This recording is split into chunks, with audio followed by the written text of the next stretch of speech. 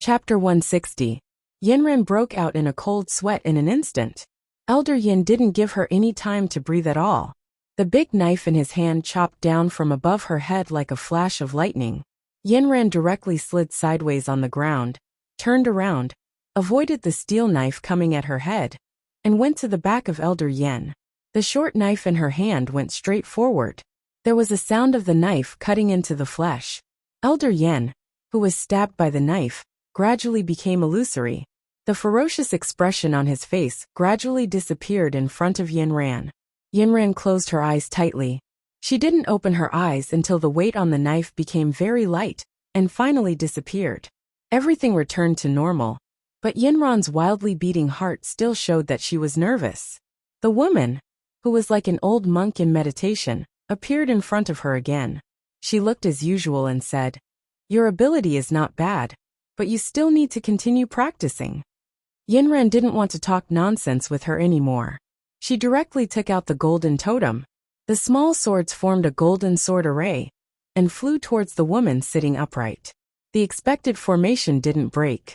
The woman only made a sound of surprise. She waved her long sleeve, and the golden sword array disappeared immediately. Yinren had never encountered such a situation. The golden sword array had always been successful. How could it disappear without a trace at the last moment? Haha, you have some ability. Unfortunately, your magic weapon is male. It must be a female magic weapon to break my yin-yang formation. Yinren just remembered that Xiao Xiao once told her that Yi Xuanfei had an identical magic weapon. Time had always been an opinionated child. He followed the laws of nature, took care of his life in an orderly way, and gave the same fairness to everyone. 3 days was simply torture for Mr. Lu and Yu Tian. The energy stones were broken one by one. Just like his mood sank to the bottom little by little, his lock formation was gradually eclipsed. Only the last energy stone passed down from ancient times was still clenching his teeth and struggling to hold on. There's only one stage left. We must hold on. If we break through this stage, we'll be finished, Yu Tian said in despair. Now is not the time to say that we have completely lost. There is still one last test. Is this ancient formation so weak? I don't believe it. Mr. Lu was already a little hysterical from the torture. He screamed loudly and kept injecting spiritual energy into the last energy stone. He frantically picked up a knife from the side and made a deep cut on his forearm from top to bottom. Bright red blood gushed out. If we die together. All the blood was poured onto the stone. Yinren, who was in the middle of the formation, suddenly felt the pressure increase. The woman sitting in the middle laughed.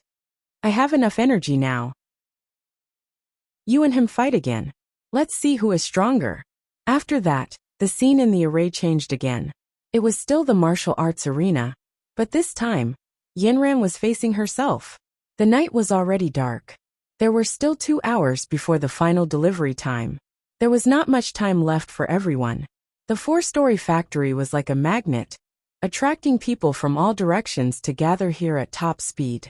The first to arrive were the people sent by Old Master Yi. Yi Xuanfei and Xiao Xiao were the closest. The two of them were fully armed and their faces were covered, leaving only 2 eyes. They drove a jeep and rushed down from the highway. They tore a hole in the darkness and were the first to appear at the entrance of the factory. Yi Xuanfei gave a secret signal, and the door of the factory slowly opened. Mr. Lu and Yu Tian walked out of the darkness. The car's searchlights stretched their shadows. As soon as Yi Xuanfei entered the factory, she felt a huge fluctuation of the formation. Soon, the little blue star on her body began to vibrate violently. There's a formation here? She frowned. Mr. Lu's eyes were red. He stared at Yi Xuanfei. You can feel it. Of course. Yi Xuanfei's eyes were full of confidence. There's no formation in this world that I can't break. Oh, ha ha ha ha ha. I'm not the only arrogant person in this world. Mr. Lu laughed crazily. My life's work is about to be broken. I thought there was only one master in this world. I didn't expect you to be so arrogant and want to be the second. Oh, there's actually someone who can break your formation. Who is so powerful? I'm curious too. Xiao Zhao's heart was pounding. He could only think of Yinren because his totem was with Yinren. but at this moment he could only keep his mouth shut. I'm curious too. I don't even know if he's a man or a woman, but he has already broken through 8 of my formations. There's only one left. I've spent most of my essence and blood on the last one. At most we'll die together. Mr. Lu gritted his teeth. Yi Xuanfei laughed. Don't worry, Mr. Lu. I can both break formations and set them up. My mission is to ensure that you can deliver the goods in 2 hours. That means that your formation cannot be broken within these 2 hours. Yu Tian quickly interrupted. Yes, Miss Yi. What we want is these 2 hours. That's easy. I guarantee that you can deliver the goods according to the original plan. Send me into the formation now. I'll help you delay for 2 hours. Okay. I've already discussed it with old Master Yi. As long as you can help us deliver the goods tonight, we'll fulfill our promise. Xiao Xiao already understood. It turned out that old Master Yi of the Eastern aristocratic family colluded with Yu Tian to sell this batch of goods to foreigners. And wasn't this batch of goods the one that Yanran desperately wanted to get back? It was because of this batch of goods that Yanran was severely punished. Xiao Xiao couldn't help but burn with anger. It seemed that the inner workings of the cultivation world were also a mess. Only Yanran was still bitterly holding on. Not only did he suddenly feel a little sad for himself, but he also felt sad for Yanran, and for the beliefs that Yanran had always persevered in. And now, what was even more frightening was that the Eastern aristocratic family had become a mercenary army, and the Southern aristocratic family was still holding on to their beliefs to the end. Xiao Xiao, Xiao Xiao. Yi Xuanfei finished talking and turned around. Xiao Xiao was in a daze. She called out softly, pulling Xiao Xiao back from his thoughts. Are you okay? Yi Xuanfei noticed that Xiao Xiao was acting strangely and asked with concern. Yi Xuanfei had a beautiful face. Her sexy lips opened and closed, but at this moment in Xiao Xiao's eyes, she was just a scum. No matter how beautiful her appearance was, it couldn't hide her dirty soul. Xiao Xiao closed his eyes. He still had to help Yanran complete her mission. I'm fine. I suddenly feel a little dizzy. Maybe I'm tired today. Yi Xuanfei then remembered that Xiao Xiao had PK'd 25 rounds today. She pouted and said coyly, I told you not to come. There's nothing fun here. I have something to do right now. Wait for me here. Xiao Xiao immediately said, It's okay. I can hold on. I want to go with you. Yi Xuanfei pursed her lips and smiled. I'm going to do something serious. You can't help me as a mortal. Xiao Xiao seemed to be angry. He grabbed Yi Xuanfei's arm. I want to go. I promise I won't get in your way. After saying that, he shook her arm like a spoiled child. Xiao Xiao's lethality was amazing. Yi Xuanfei's little heart trembled. But she still had her reason. There was no way she could explain this array. She shook her head stubbornly and followed Mr. Lu to the corner. At this moment, there was the sound of a car outside the door. Yu Tian quickly went out to take a look. He didn't expect that there would be 2 groups of people. One group was their enemy, and the other group was sent by old Master Yi. Before Yu Tian could open the door, the 2 sides were already engaged in a fierce battle. Both sides were masked, but they knew each other was an enemy. Spiritual power mixed with modern weapons collided wildly around the factory, lighting up half the sky. Yu Tian quickly closed the door. David's men hadn't arrived yet. There were still 2 hours. He shouted at Mr. Lu, Hurry! There were internal and external troubles. Time waited for no one. The people outside could still deal with it for a while. But if the person in the array broke the array, there would be no turning back. He also said to Yi Xuanfei, Hurry! He quickly opened the entrance of the array. Yi Xuanfei took out her little blue star and responded to the entrance of the array, emitting a dazzling light. Yi Xuanfei jumped, but at this moment, Xiao Xiao was behind her. At the same time she jumped, Xiao Xiao quickly grabbed her arm. The 2 of them had jumped into the array with a flash of light. And Yanran was going through the biggest challenge of her life. She was facing herself. Whatever moves she used, her opponent would also use the same moves. The more powerful she was, the more powerful her opponent was. She was like a repeater. The spiritual power of the 2 sides collided, and the entire space shook. It was as if a floodgate had been opened and thousands of horses were galloping. The vibration caused by the collision shook Yinran's mind. She calmed herself down and continued with the next round of battle. This kind of battle had been going on for several rounds. It was as if her opponent had the ability to read her mind. He always used the same moves at the same time as her. There was no difference in strength. She could only defeat her opponent if she defeated herself. She knew that this was an illusion. But if she didn't attack, she would never have a chance to win. There wasn't much time left. She looked at herself. Her face was as cold as a snow lotus. Her eyes were as sharp as an eagle's. Her movements were as agile as a cheetah's. Her mind was as firm as a rock. If she wanted to defeat herself, there was only one move. Xiao Xiao and Yi Xuanfei entered the 9th level together. Both of them were stunned by the scene in front of them. He saw that Yinran was holding a dagger and fiercely stabbing it into his abdomen. Yi Xuanfei was ecstatic. It seemed that she didn't need to do anything else. Yinran was already dead. Xiao Zhao's mind was shattered. He was on the verge of collapse. He felt as if the whole sky was about to collapse. He shouted from the bottom of his heart, "Yinran, no!" Then he pounced towards Yinran. Yi Xuanfei, who was behind him, reached out to grab him. But she missed. Xiao Xiao rushed to Yinran's side. He lifted her body with one trembling hand and touched the dagger in her abdomen with the other. "Yinran, Yinran!" At this moment, Yinran was like a rag doll, lying lifelessly in Xiao Zhao's arms. Xiao Zhao's trembling lips couldn't say anything. He could only shake his head. He couldn't believe what he was seeing. In this second, his face was already covered in tears. Then he realized that the Yinran in front of him was slowly becoming illusory. It was as if a gust of wind was blowing, sweeping her body into the air bit by bit. Xiao Zhao's eyes widened. He reached out to grab the floating light, but it was as if the wind was playing a game with him. No matter how hard he tried, Yinran's body kept slipping through his fingers like a handful of sand. When Xiao Xiao couldn't grab the last bit of light, he screamed at the top of his lungs, "Yinran!" Chapter 161. After Yi Xuanfei's ecstasy, she realized that Xiao Zhao's actions were very abnormal. Yinran's accident was like a mountain pressing down on Xiao Xiao. His eyes were filled with fear and uneasiness. His attitude towards Yinran was as if the person closest to him was about to leave him. It was the despair of losing the woman he loved the most. Just as she was in a daze, Xiao Zhao's body suddenly became illusory. Bit by bit, he swayed in the air like a grain of sand. Then, he gradually disappeared from the entire space. Yi Xuanfei was shocked. She hurriedly summoned her little blue star. A white light suddenly enveloped Yi Xuanfei. A dazzling silver pattern appeared in front of the woman's chest. It was made up of 4 delicately carved triangles that formed a rhombus. Each triangle had 9 small silver swords engraved on it.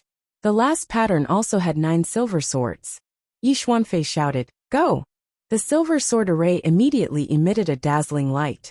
After the light shone brightly, the yin array broke. Before the 3 of them disappeared, the yin and yang finally connected. The 3 people who were most familiar with each other could finally see each other.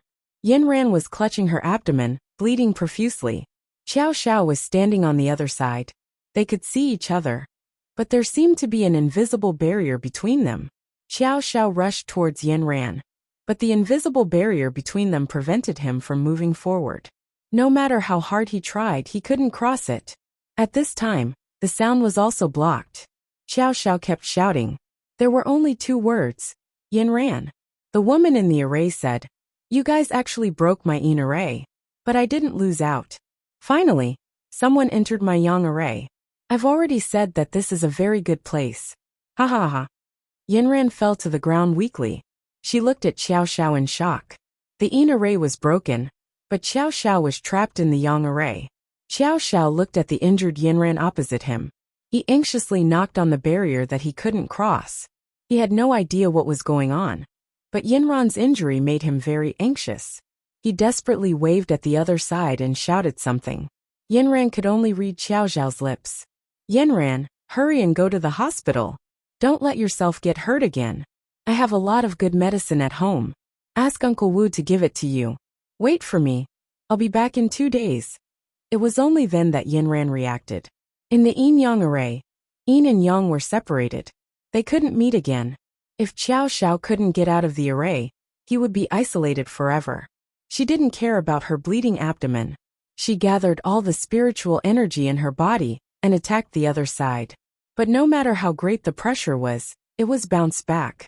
The spiritual energy of the Great Void stage directly shook Yinran and Yi Xuanfei to the ground. Don't waste your energy. That's another space. It's an isolated space. Farewell, beauties. As the voice of the array spirit disappeared, Xiao Zhao's peerless face also disappeared. Yinran couldn't take the double blow and fainted completely. Yi Xuanfei spat out a mouthful of blood. She sat on the ground and watched everything coldly. She had already figured out what had happened. What made her see even more clearly was the relationship between Xiao Xiao and Yinran. It turned out that the two of them were already so deeply in love. But Xiao Xiao still dared to deceive her. Haha, everything was arranged by God. Yinran, you've fallen into my hands. I'll naturally give you the best arrangement.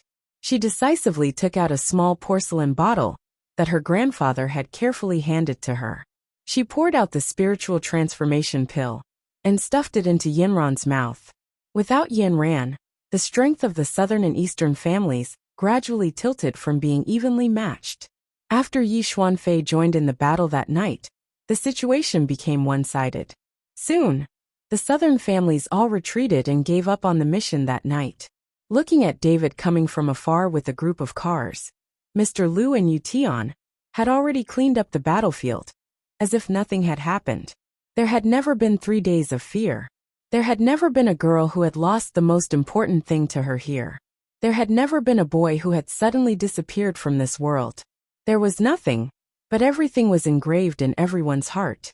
This time, Mr. Liu seemed to have become the biggest winner. He had cleaned himself up, and his mentality had returned to how it was before. His formation was still invincible. Looking at the boxes of gold being transported away, Yu Tian's account had countless zeros. He also kept his promise and directly transferred all the profits that each party should have immediately. Elder Yi looked at the extra zeros in his phone. He had directly sent most of them to a certain senior. Without his strategy, how could the gold be reclaimed from the vault that the southern families had already handed over? He had long been familiar with the operating rules of this society. For example, the southern families could not go far by relying on faith alone. What cultivators to protect humans? That was all nonsense. Only supreme power and endless wealth could allow him to better protect some of the humans at the top. The time had come. The biggest obstacle had been removed. The southern families were not far from death. Elder Yi directly ordered Yi Xuanfei and the newly joined Huigang to do it. These days, Elder Yin was having a headache over the golden years. The senior had already blamed him several times. He had to hold back his heartache and blame Yinran. Finally, Yinran sent a new clue and finally found out the specific time that the stolen goods were transported out of the country. He sent several of Yinran's capable subordinates to sabotage their plan. With Yinran's help, they could definitely change the impression of the southern families in the eyes of the senior. Elder Yin washed his tea set with boiling water over and over again in the sea of tea. The delicate teapot next to him was already bubbling. He put some tea leaves into his teacup, and the boiling water poured in. A strong tea fragrance spread out from the sea of tea. Elder Yin was just about to pick up the teacup when he was accidentally scalded by the boiling water. He quickly withdrew his hand and looked at the door. Master, someone reported that our mission in the Yellow Sea failed. The housekeeper hurriedly ran in from outside. You don't look like you in a hurry. Elder Yin picked up the teacup and took a sip.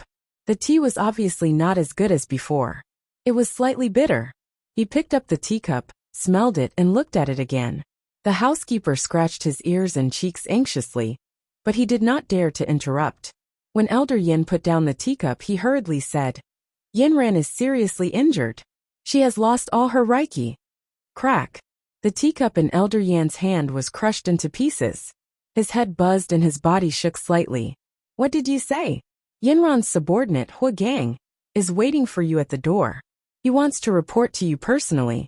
Let him in. For the first time, Huigang finally walked into the room that he had been longing for. The layout of the study was exactly as he had imagined. The room seemed to be shrouded in a faint mist, and the Reiki was rich. He took a deep breath. This was the power center of the southern aristocratic families. As a cultivator, he dreamed of joining this place. He also wanted to have a place in it, and be the master of all power. Now he was doing the most important thing. The black blood in his blood had already occupied his whole body. If he wanted to stand at the peak of power, there was more than one way to go all the way. It was also possible to save the country in a roundabout way. Elder Yin stood at the window with his back to him. Hearing the sound of Huagang coming in, he turned around.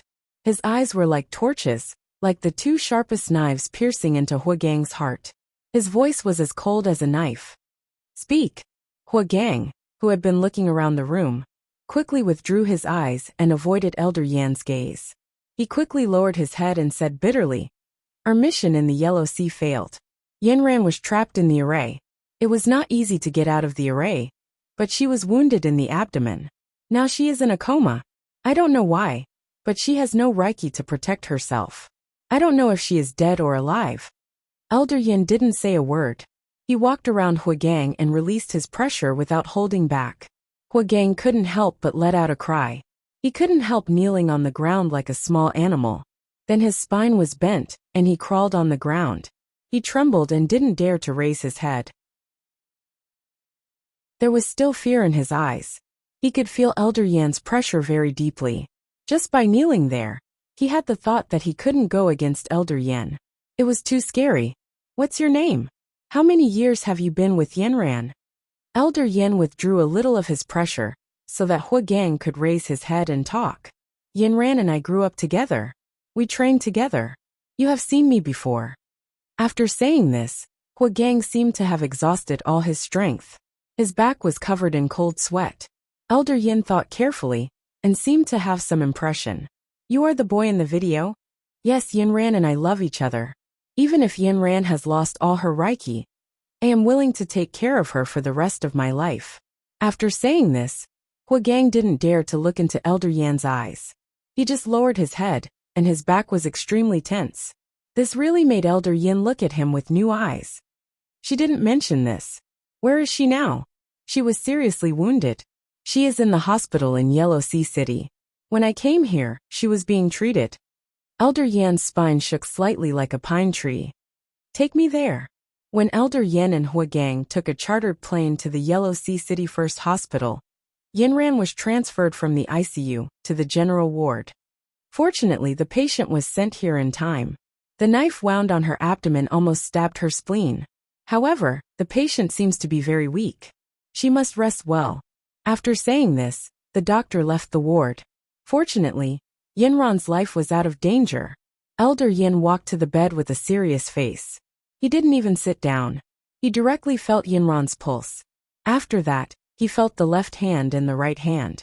Except for the weak pulse, there was no Reiki left. Elder Yan's hand trembled slightly. Then he injected some Reiki into Yanran's glabella. This Reiki went down from Yanran's glabella to her dantian. There should be Reiki in a cultivator's dantian. But now there was no fluctuation, as if it had never been there. This was the body of an ordinary person. Chapter 162. Elder Yin suddenly felt dizzy and plopped down beside Yanran's bed. Huagang was startled and hurriedly asked, "Elder Yin, are you all right?" Elder Yan's mind was in a mess at this time. He had some hope at first, but he didn't expect the reality to be so cruel. He had tested it himself, and found that Yanran had indeed become an ordinary person. He didn't expect that his dearest granddaughter would really suffer such a disaster. Without spiritual power, how could he establish a foothold in the cultivation world? And without Yanran, how could the southern families establish a foothold in the cultivation world? Elder Yin felt his blood rushing up, and suddenly coughed violently. Huagang hurriedly poured a glass of water. While Elder Yin was coughing, he slipped a small elixir from his sleeve, and dissolved it in the water. It was colorless and odorless, and didn't cause any ripples. "Elder Yin, drink some water quickly. Don't hurt your body." Huagang said very sincerely, and patted Elder Yan's back with his hand. Seeing Elder Yin drinking up the glass of water, Huagang smiled with satisfaction in his heart. His task was finally completed. But he still kept calm and kept comforting. Elder Yin, don't worry. Yinran lost her spiritual power in the yin-yang formation. Maybe one day she will recover automatically. Elder Yin looked up at him with sharp eyes. Huagang, why did Yinran lose all her spiritual power? Huagang suddenly felt the pressure around him, and cold sweat ran down his back. His heart skipped a beat. Could it be that Yinran found something wrong? Elder Yin, I don't know the details. But when she came out of the yin-yang formation, she was seriously injured and lost all her spiritual power. We found her lying on the side of the road when we retreated, so we saved her. Who told you she was in the yin-yang formation? Huagang realized that he seemed to have said too much. In fact, it was Yi Xuanfei who told him the cause and effect. He accidentally said it. He lowered his head and immediately thought of an answer in his mind. Yinran told me before she fainted. Elder Yin raised his hand, and a strong wind directly swept Huagang to the wall. Yinran is seriously injured and her spiritual power is exhausted. I don't believe she still has the strength to speak. Now she has lost both her qi and blood. She won't wake up at all. Tell me honestly who hurt Yinran. Elder Yan's anger at this time, all on Huagang. Huagang was squeezed in the corner and couldn't raise his head. His mouth and nose were sealed, and his chest was crushed like a boulder. He couldn't move at all, as if he was embedded in a wall. Every cell in his body was screaming that it was going to be crushed. He couldn't help but regret it. If Elder Yan's spirit transforming pill didn't work, then he would die without a burial place. The strong pressure had made Huagang lose all hope of survival. He had never felt death so close to him. Just when Huagang's eyes were about to pop out, and his pupils were dilated, Elder Yin, who was sitting by the bed, suddenly swayed and fell off the bed. Huagang finally pulled back from the brink of death. He leaned against the corner motionless. The only thing he could feel was his rapid breathing and his bulging eyes. At this time, the door of the ward was pushed open, and Elder Yi appeared in the room with Yi Xuanfei. Seeing the situation in the room, Elder Yi laughed. Elder Yin, we have fought for most of our lives, but you still lost to me in the end. You lost to me, your granddaughter lost to my granddaughter, ha ha ha ha. Elder Yin struggled to get up from the ground. He was ready to release his pressure, but at this moment, he found that his spiritual power was gone. He suddenly looked up and stared at Huagang, who was leaning against the wall. The look in his eyes was as if he would chop him into pieces. It's you. It was not a question but a statement. Huagang was recovering from the brink of death. He no longer had to pretend to be a yes man. He wiped the blood from the corner of his mouth and sneered. Elder Yin, to tell you the truth, the water you just drank contained the spiritual transformation pill. Your spiritual power is now gone, just like Yin Ran. Huagang spoke intermittently, and took a lot of effort. But the pride and cruelty in his tone were incisive and ruthless. Why? Why do you have to do this? We are all cultivators. Why do we have to kill each other? Have you forgotten your mission? Elder Yin finally understood the whole story. Elixirs and formations were the strengths of the Eastern aristocratic families. But he had never thought that they would use this kind of crooked method on their own people. Ha ha ha, ridiculous. You old man are still living with that one in your arms. Times have changed, and it is no longer the belief passed down by our ancestors. You are too righteous, and have been hated by the higher-ups of the human race. Of course, you can't survive if you block other people's way of making money. Your subordinate, Huagang, is a wise man who submits to circumstances. He has long seen through the essence of the cultivation world, and volunteered to join our aristocratic family in the East. You are his sign of allegiance. Elder Yin wanted to rush up and strangle Huagang, but he had lost all his spiritual power, and was very weak. He was now an ordinary old man. How could he fight against the young and powerful Zixuan master Huagang? Then let me ask you, Huagang, what is going on between you and my granddaughter? Is the video real or fake? I like Yin Ran. Of course that's true. I've liked her since I was a child. But what about her? How did she treat me? Aside from liking that gigolo, she treated me like trash. She summoned me and dismissed me as she pleased. Why? I can't accept that I can't have her, so I want power. Is there anything wrong with that? Whether the cultivation world becomes what the southern aristocratic families want or what the eastern aristocratic families want, it depends on who can live better. People in the cultivation world are also people. Who doesn't want to stand at the top of power? But I will always be a servant under Yanran. Why can't I get higher power when I have the ability and talent? Hua Gang began to shout hysterically at the end. You trash who have lost your faith because of wealth and power. No wonder my granddaughter doesn't like you. It's superfluous to call you trash. If cultivators work for tigers, the whole society will be in chaos. Is this what you want to see? Elder Yin was already out of breath. Well, Elder Yin, do you think it's necessary for us to argue about these righteous dogmas? You and Yinran are like this now. I have taken over your southern aristocratic families. Hua Gang has done a lot for us. Many people have been dissatisfied with the management of the southern aristocratic families for a long time and are willing to join us. And those who are really like you have their spiritual power dissolved by us. Then they can be ordinary people. In the future, you still need to rely on us to protect you. Ha ha ha. Elder Yin spat out a mouthful of blood. Without spiritual power to protect his body, his brain was blocked by blood clots, and he fainted immediately. Come, call the doctor. There is an old woman here who has a cerebral hemorrhage and needs to be treated quickly. Don't get a stroke or something like that. She will need someone to take care of her for the rest of her life. Elder Yi laughed and turned to leave the ward. Yi Xuanfei, who was following behind, glanced at Yinran lying on the bed and sneered. Yinran, just you wait. I will make you pay for all the humiliation you have brought me since I was a child. This is just the beginning. When Yi Xuanfei turned and was about to leave, she heard Hua Gang standing in the corner suddenly stand up and say, Miss Yi, may I have the honor to treat you to a cup of coffee? At this time, Hua Gang had recovered from the embarrassment just now. He tidied his clothes, smoothed his hair, and showed what he thought was the most charming smile. His eyes were full of admiration, and he looked at Yi Xuanfei with enthusiasm and determination. Yi Xuanfei stared at Hua Gang for a long time. He was also a sunny and handsome boy, but compared to Qiao Xiao, who she admired the most, he was much worse. Thinking of her Prince Charming, her heart ached. The yin-yang formation, yin and yang separated. The boy who had once moved her heart would never come back. There would never be a second Xiao Xiao in the world. Yi Xuanfei suddenly smiled at Hua Gang sexily. Okay, I like to drink coffee with handsome guys. Then she turned and walked out. Hua Gang took one last look at Elder Yan and Yinran.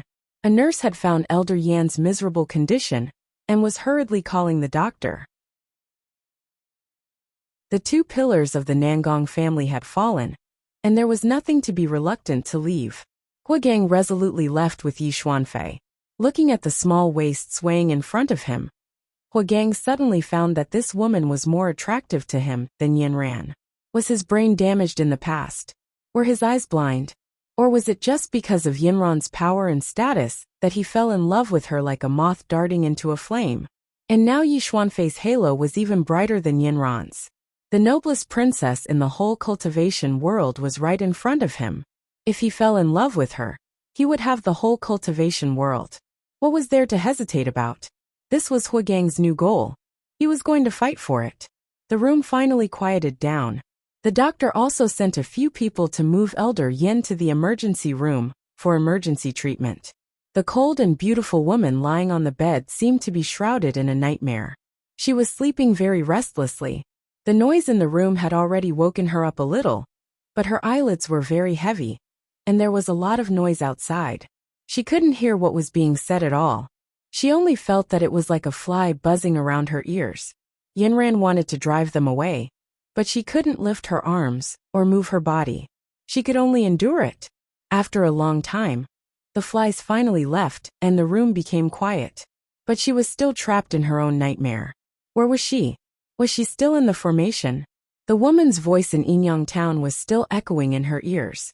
She saw Yi Xuanfei and Qiao Xiao. Why was Qiao Xiao there? Why did he enter the Yang formation? Yin and Yang were separated. Yin and Yang were separated. Yin and Yang were separated. Yinran suddenly shouted, Qiao Xiao. She opened her eyes instantly.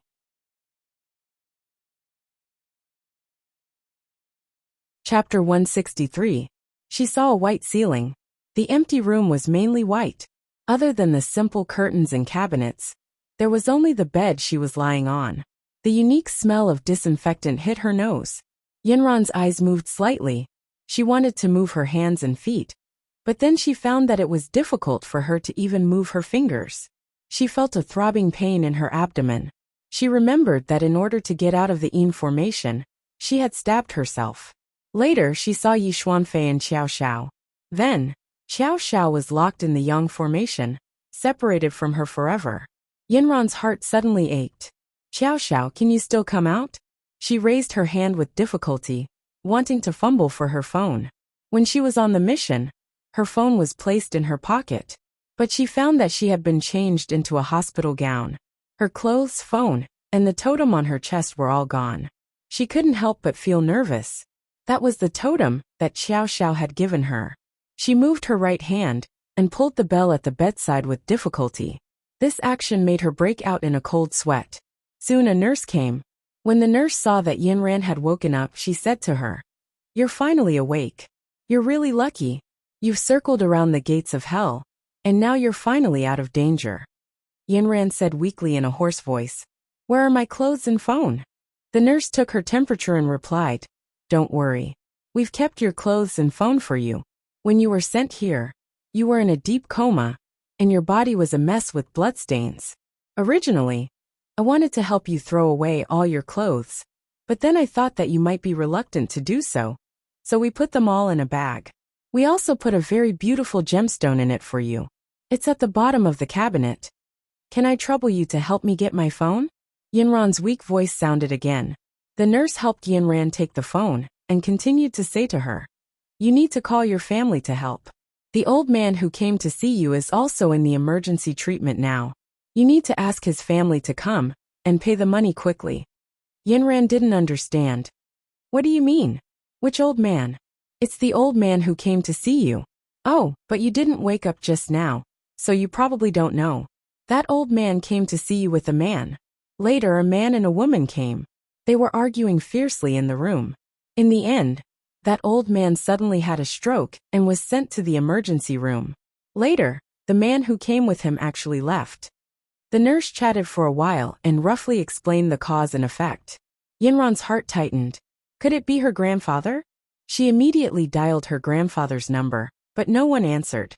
She then dialed her father's number, and his dear mother answered. As soon as the phone was picked up, there was the sound of her mother and Yingguo crying. "Yinran, something big happened at home. I don't know why your father lost all his spiritual power, and your grandfather can't be contacted now. Something big happened to the Nangua family." Yinran's phone fell to the ground with a clatter. She immediately wanted to get up from the bed. The nurse was shocked. "You can't move now. Once the wound opens, even the gods can't save you. I have to go back. I have something very important to do." Yinran struggled to get up. However, the nurse was very strong. She immediately pressed Yinran back to the bed. "I said you can't move, so you can't move. You are now a patient. You have to listen to the doctor and the nurse." Yinran was about to resist, but suddenly found that a sense of fear came to her heart. Yinran reached into her dantian, but it was empty. She tried to explore through her meridians, but they seemed to be asleep. Yinran's eyelashes trembled. The nurse was still nagging her not to move, but Yinran's ears seemed to be blocked. The nurse's moving figure became double in front of her eyes. Was it all a dream? A line of clear tears fell from the corner of Yinran's eyes. "Don't be sad. You'll be fine in 2 days. After you leave the hospital, you'll be alive and kicking again." After the nurse said this, she tucked Yinran in the quilt and walked out of the room. Yinran lay weakly on the bed. A series of tears slid down Yinran's sorrowful face silently. In just a short while the pillow was wet. She subconsciously closed her eyes. Her nose was sour. Perhaps she was afraid that she would cry out loud. She subconsciously bit her lower lip. After a while, she cried even harder. It was a silent kind of heart-wrenching cry. Yinran covered her eyes with her trembling hands. After a long time, she slowly moved them away. She felt that this second was like an entire spring, summer, autumn, and winter. An intense sadness came crashing down on Yinran like a mountain. Her hands and feet were numb. Her blood had solidified. Her heart was about to suffocate. It was as if a sharp knife had pierced into her heart. Her internal organs were about to rupture. Countless leaves fell outside the window, as if they were going to swallow up Yinran's whole world. After about 10 days, Yinran and Grandpa Yin could finally leave the hospital. Grandpa Yin had a mild cerebral infarction because of the blood in his heart. The blood clot in his brain blocked part of his functions. The left side of his face was stiff, which was commonly known as facial paralysis. In the past few days, one blow after another came one after another. First, familiar subordinates kept leaving the organization. Then, some senior elders had their spiritual power taken away. Some of the businesses of the noble families in the south had their capital chain broken. Some of the benefits provided by the government and the banks suddenly disappeared. Some of the accumulated wealth of the family was used to make up for the hole formed by the capital chain. Yinran knew that at this time, there would be a lot of people who would hit her when she was down, but she didn't expect that in an instant, it would be like a skyscraper falling apart. Some of her original friends would hide whenever they saw them, hoping that a certain senior would speak up for them. However, after so many years of business, they actually ended up with a dead number. The world was cold, and people's hearts were unpredictable.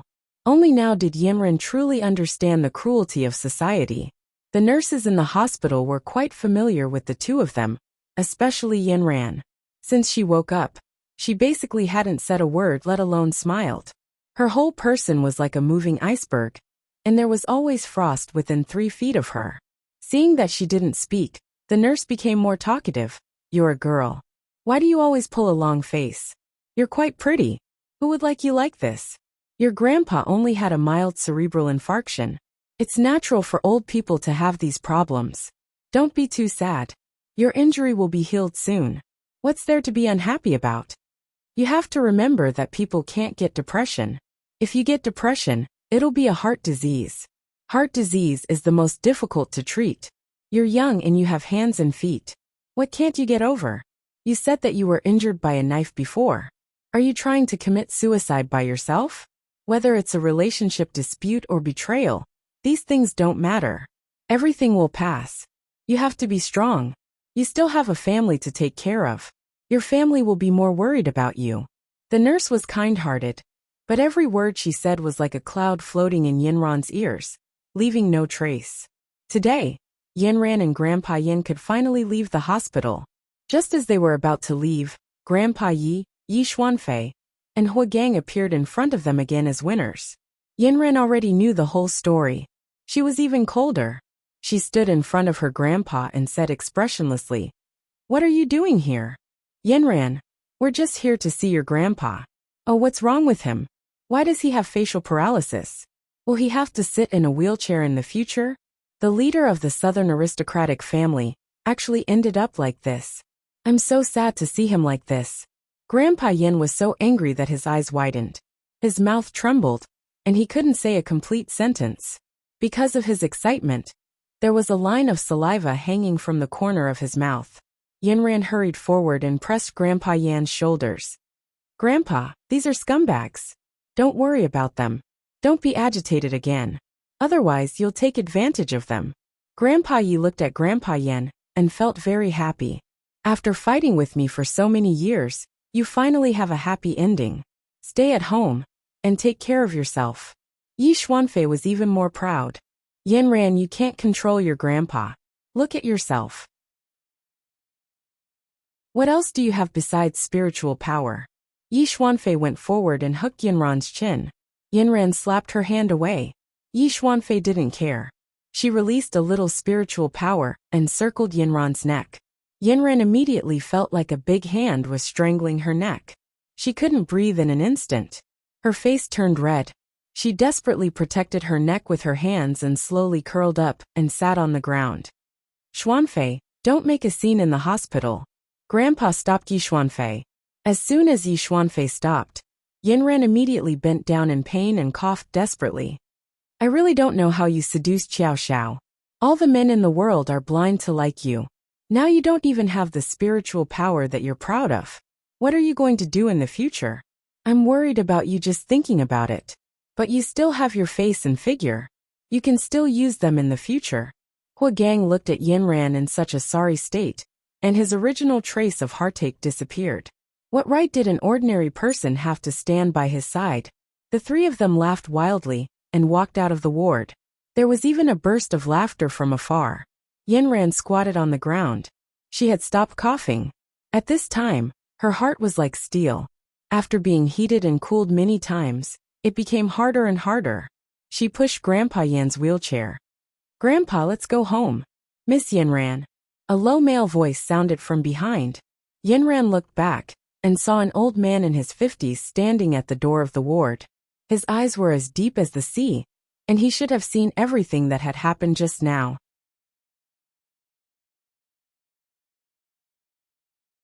Chapter 164. Uncle Wu. Uncle Wu came here a few days ago. Yinran called him to tell him about Xiao Xiao's situation. Uncle Wu went to the factory first, but he couldn't find Xiao Xiao anywhere. He came to the hospital and paid for Yinran and Elder Yan's medical expenses. He gave them the best medical facilities. Yinran respected and appreciated this old man from the bottom of her heart. Yinran helplessly twitched the corner of her mouth. "Uncle Wu, I've made you laugh. Miss Yinran, can I have a word with you?" Yinran looked at Elder Yan, who waved his hand. Yinran and Uncle Wu walked to the side. "What the hell is going on? Who are those people?" Uncle Wu asked seriously.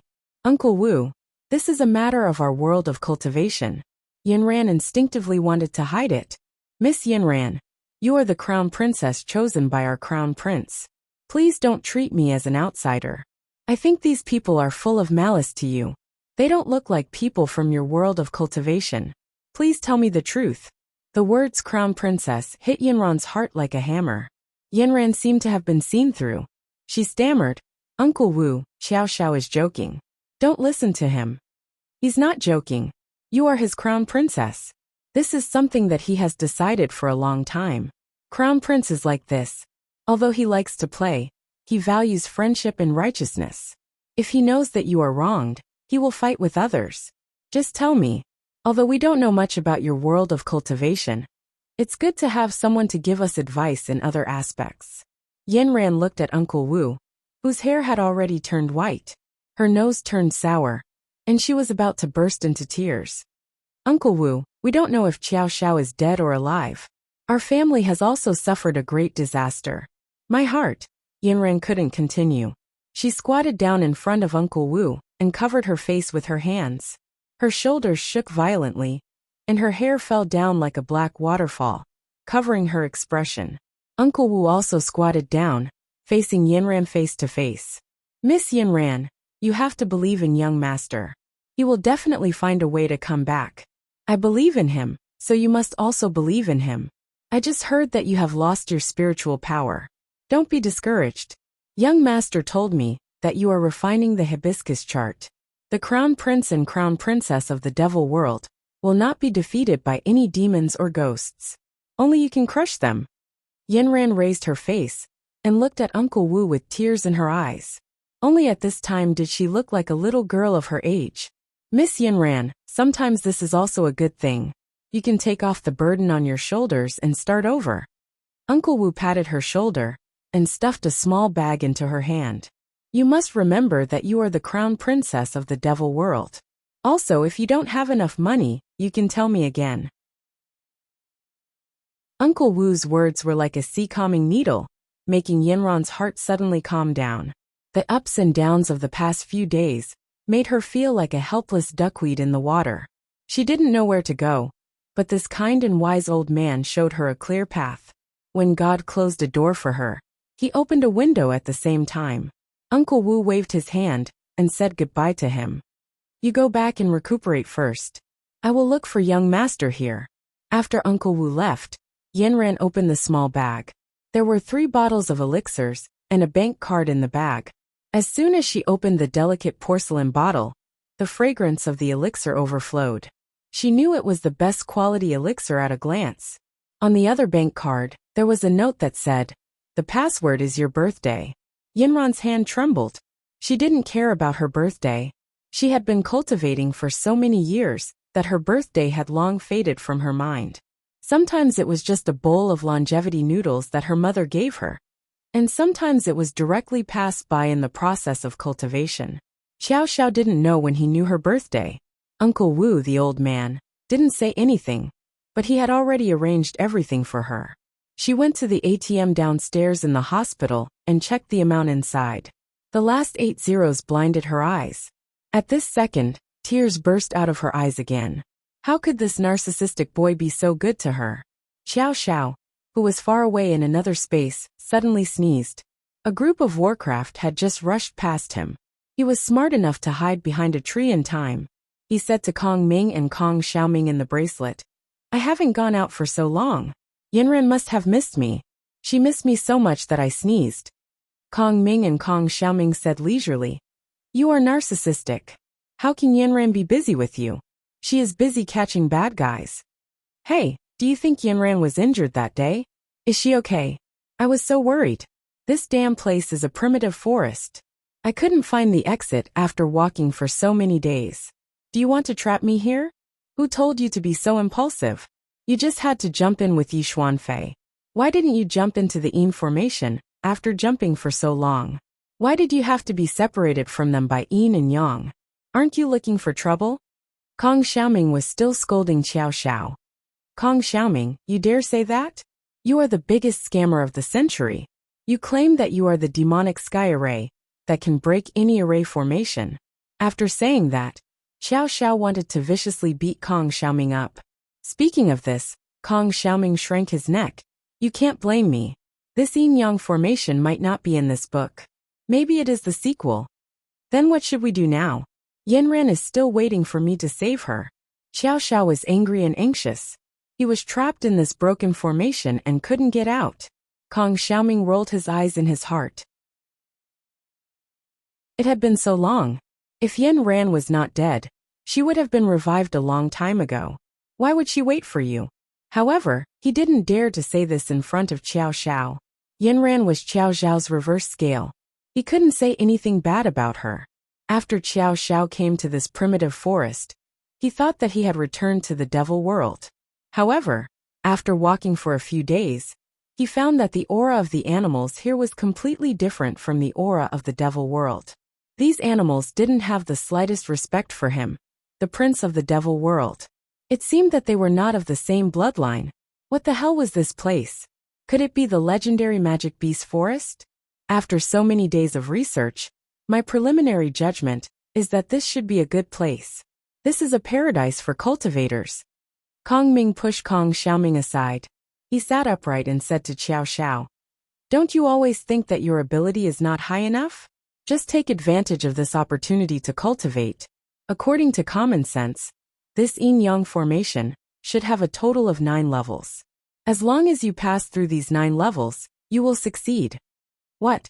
You want me to be locked up here?" Xiao Xiao listened to Kong Ming's words and was about to go berserk. "Then what about my Yanran? If she misses me, where can she find me?" Kong Xiaoming held his stomach and laughed. "Xiao Xiao, don't joke around. If you miss her, where can you find her?" "Ha ha ha ha. You damned Kong Xiaoming. What's so funny about that? I miss her, and she misses me. Isn't it the same?" "Xiao Xiao, wake up. Yanran is a person who pretends to love the world. She is not like you, who only has love in your mind. You said that we have watched your erotic scenes several times. When did you not take the initiative?" Xiao Xiao was unhappy. "I let you watch the erotic scenes for free, and you still complain that the scenes are not good enough. The first time, Yanran took the initiative. I remember clearly." After saying that, Xiao Xiao licked his lips, as if he hadn't had enough. Kong Ming and Kong Xiaoming immediately covered their eyes with their hands. They couldn't watch anymore. "Speaking of which, you two book spirits, don't you know what it means to be indecent? There will be plenty of opportunities for us to be intimate in the future. You'd better close your eyes. Otherwise, I'll put your bracelets on the shelf and never bring you along again." The more Xiao Xiao thought about it, the more pleased he became. He lay on a branch and threw the bracelets up and down. His body swayed with the swaying of the branches. Okay, we were wrong. Stop. Kong Ming and Kong Xiaoming were dizzy from Xiao Zhao's tossing. Xiao Zhao put the bracelets back on his wrist and was about to jump down from the branch. Suddenly, a cold and shrill howl came from the depths of the forest. Xiao Zhao's heart skipped a beat. Kong Ming and Kong Xiaoming were still shouting in the bracelets. "Stop throwing, we are dizzy." Xiao Zhao suddenly came back to his senses. "I didn't throw it. It seems that there is an earthquake." Xiao Zhao stood up on the branch and looked in the direction of the sound. An ominous feeling shrouded the earth. Even the bracelets began to feel cold. Under the vast starry sky, the trees seemed to be shaking uneasily. In the depths of the vast forest, the low and violent roars of the beasts startled Kong Ming and Kong Xiaoming. The earth rumbled and dust rose in the distance. Xiao Zhao instinctively felt the danger. Not good. It is a tide of beasts. Kong Ming's face changed. He quickly jumped up from the bracelets and shouted, "Beasts! Beasts are coming! Hide!" But Kong Xiaoming shouted from the side, "Quick! Quick! The opportunity is here. Quickly kill a few beasts, and we can enter the next level." Xiao Zhao looked at the large group of beasts in the distance getting closer and closer. The other small animals in the forest panicked and fled in all directions. Many animals that did not manage to escape in time were torn to pieces by the violent beasts. Some were even trampled into meat paste. Not even a whole corpse was left. Thousands of soldiers and horses galloped over. The smell of blood mixed with the smell of the beasts was sent to his nose by the cold wind. Xiao Zhao shivered and looked at everything in front of him in shock. The magical beast tide really lived up to its name. Magical beasts continuously emerged from the boundless forest, like waves after waves, each wave higher than the last. Even so, Kong Xiaoming still wanted him to rush up and fight them? Was his brain damaged? Kong Xiaoming of the century, other than digging a hole, he did not know how to do anything else. In the end, he had to fill the hole himself. The beasts that rushed out of the forest were densely packed. They were mainly wild boars, bulls, and wolves. It seemed that there was no end to them. The speed of the beasts was very fast. Under the great momentum of the charge, it was not inferior to any battlefield. Xiao Zhao originally wanted to hide in the tree and wait for the magical beasts to pass by. But when he got closer, he realized that these magical beasts were like crazy demons. No matter what obstacles there were in front of them, they would use their huge bodies to directly crash into them. Under the huge impact, more than half of the trees in the forest were swept away. Where the magical beasts passed by, there were no tall trees, as if they had all become short bushes. But at this time, it was too late for Xiao Zhao to run. For a moment, the cries and roars of the beasts, Xiao Zhao's shouts, and the screams of the small animals mixed together. It was hair-raising, and Xiao Zhao only had one choice now, which was to follow the direction of the beasts and be the leader. Chapter 165. At this time, Xiao Zhao was forced to circulate all the devil energy in his body and rushed forward at a speed faster than the wind. He finally realized where his limit was. When there were countless beasts chasing behind you, you would definitely surpass your limit. Kong Ming cheered for him in the space, while Kong Xiaoming was jumping up and down in excitement. "We're almost there. Hurry up and turn around and kill them all. Where's your flying flame meteor? Hurry up and throw it out." Xiao Zhao thought, "Yes, where's my flying flame meteor?" He quickly recited the incantation, making the golden bead in his body rotate rapidly. A golden light rushed to the sky above his head, and the power of the flying flame meteor was activated.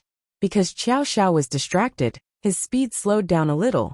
Some magical beasts had already overtaken him, and at the same time, they knocked into the trees next to them and were about to fall down on Xiao Zhao's head.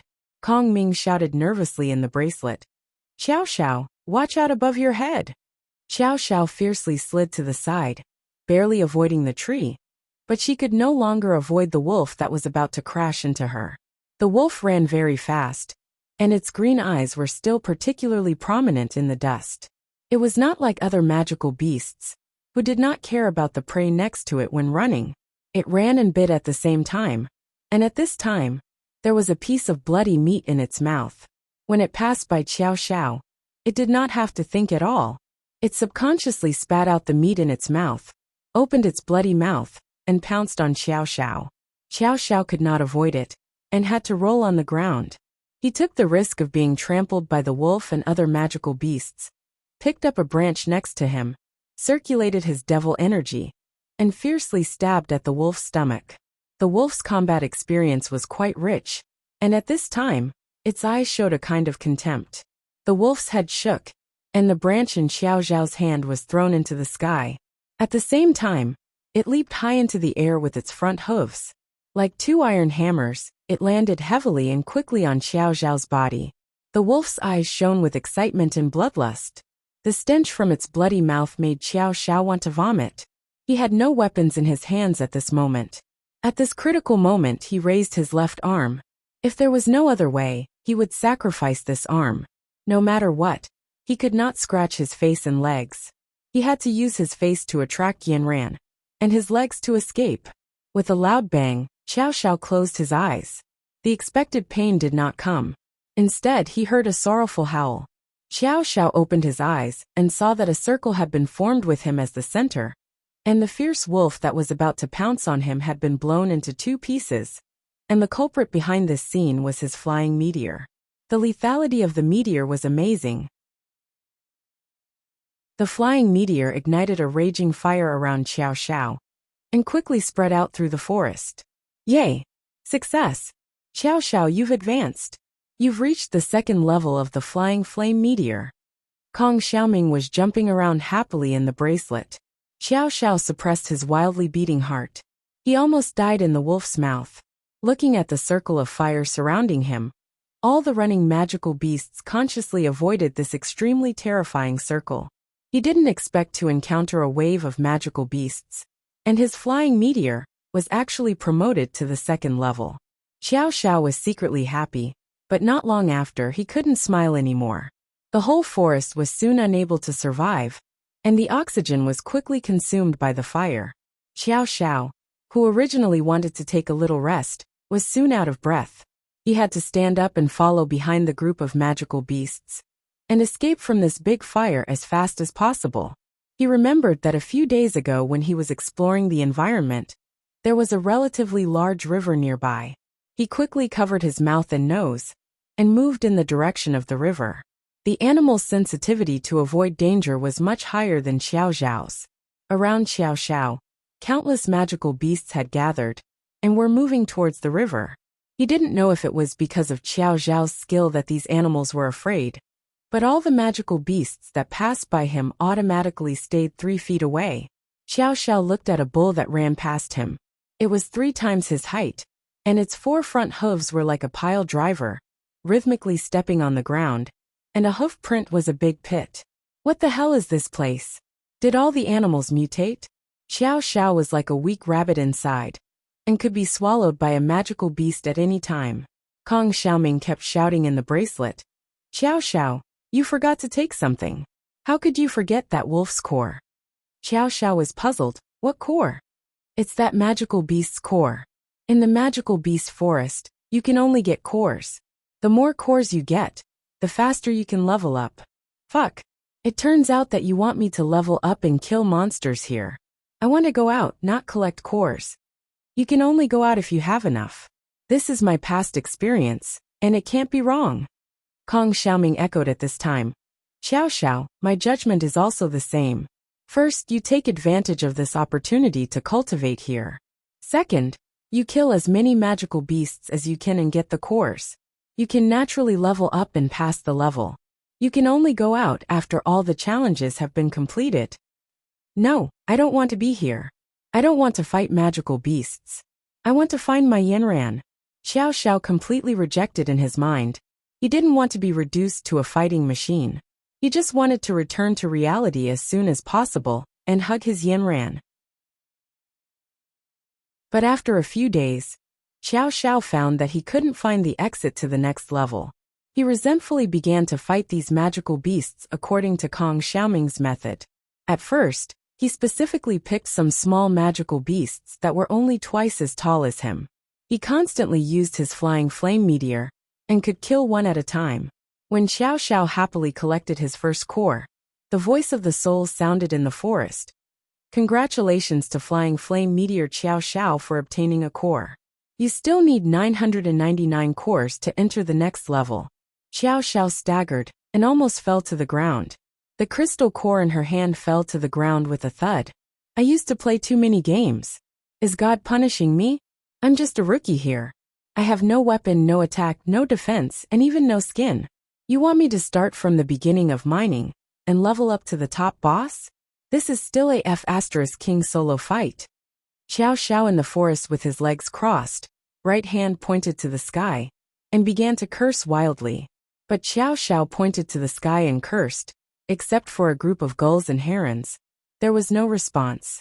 After cursing, even the surrounding magical beasts, who were originally eyeing him covetously, automatically retreated 200 feet. Xiao Xiao was tired of cursing and sat on the ground gasping for breath. At this time, he heard the weak voice of Kong Ming and Kong Xiaoming. We will accompany you. Xiao Xiao was too lazy to pay attention to the two of them. He now felt that life was hopeless. He didn't have any thoughts. He didn't want to do anything. Lying on the grass by the water, he turned on the power button of his mobile phone. The familiar boot sound sounded. The latest mobile phone only had 2 bars of battery left. If he hadn't turned it off on the first day in the space, he certainly wouldn't be able to turn it on now. He looked at the screen of the first photo of him and Yinran in the coffee shop. His heart was very sour. At that time, Yinran was very awkward, with a cold face, and he was standing behind her with a smile. But these two faces were so harmonious. He looked at it for a while, and quickly turned off the phone. Then, he shouted to Kong Ming and Kong Xiaoming. Get to work. After that, Xiao Zhao's life was spent in constant battles. He used the flying meteor to harvest the cores of magical beasts. The only good thing about being here was that he didn't have to worry about other people robbing him. Every day, he would drag a big bag, kill one, take the core, and throw it into the bag. He didn't know how many sunrises and sunsets had passed. When he was hungry, he would eat raw meat. When he was thirsty, he would drink river water. His clothes have long been worn out. He followed Kong Ming's teaching and made a few sets of animal skin clothes. These could be considered as the skins he obtained in the process of killing monsters. Finally, one day, he was very proficient in using the flying meteor. A meteor could accurately hit 10 giant magical beasts. Done, Xiao Xiao, your flying meteor has reached the top level. Kong Xiaoming rolled around in the space. Every day, I see you bravely killing monsters. Even I want to go up and defeat these huge monsters. Just thinking about it makes me excited. Xiao Xiao licked the blood that splashed from the corner of his mouth. It felt really good. The blood of magical beasts was also very delicious. These are the last 10 cores. After you take them, you can enter the second level. Kong Ming added. So F*King awesome. I have to properly commemorate these 1,000 magical beasts. As my training partners, you guys can be considered to have died a worthy death. Xiao Xiao took the last core and threw it into his big bag. 998999100. At this time, the scenery in front of Xiao Xiao changed. Although a large forest still existed, it was obviously taller and denser than the first level. The voice of the array soul came out from the formation, congratulating Xiao Xiao on entering the second level. Please use the second skill. Damn, what does this mean? Kong Xiaoming stammered. It means that your flying meteor cannot summon a meteorite here. Please use the second skill to pass the level. The voice then came out from the formation. The mission of this level is still to obtain 1,000 magical beast cores. Keep up the good work. This formation is really strange. It can even restrict what skills I can use.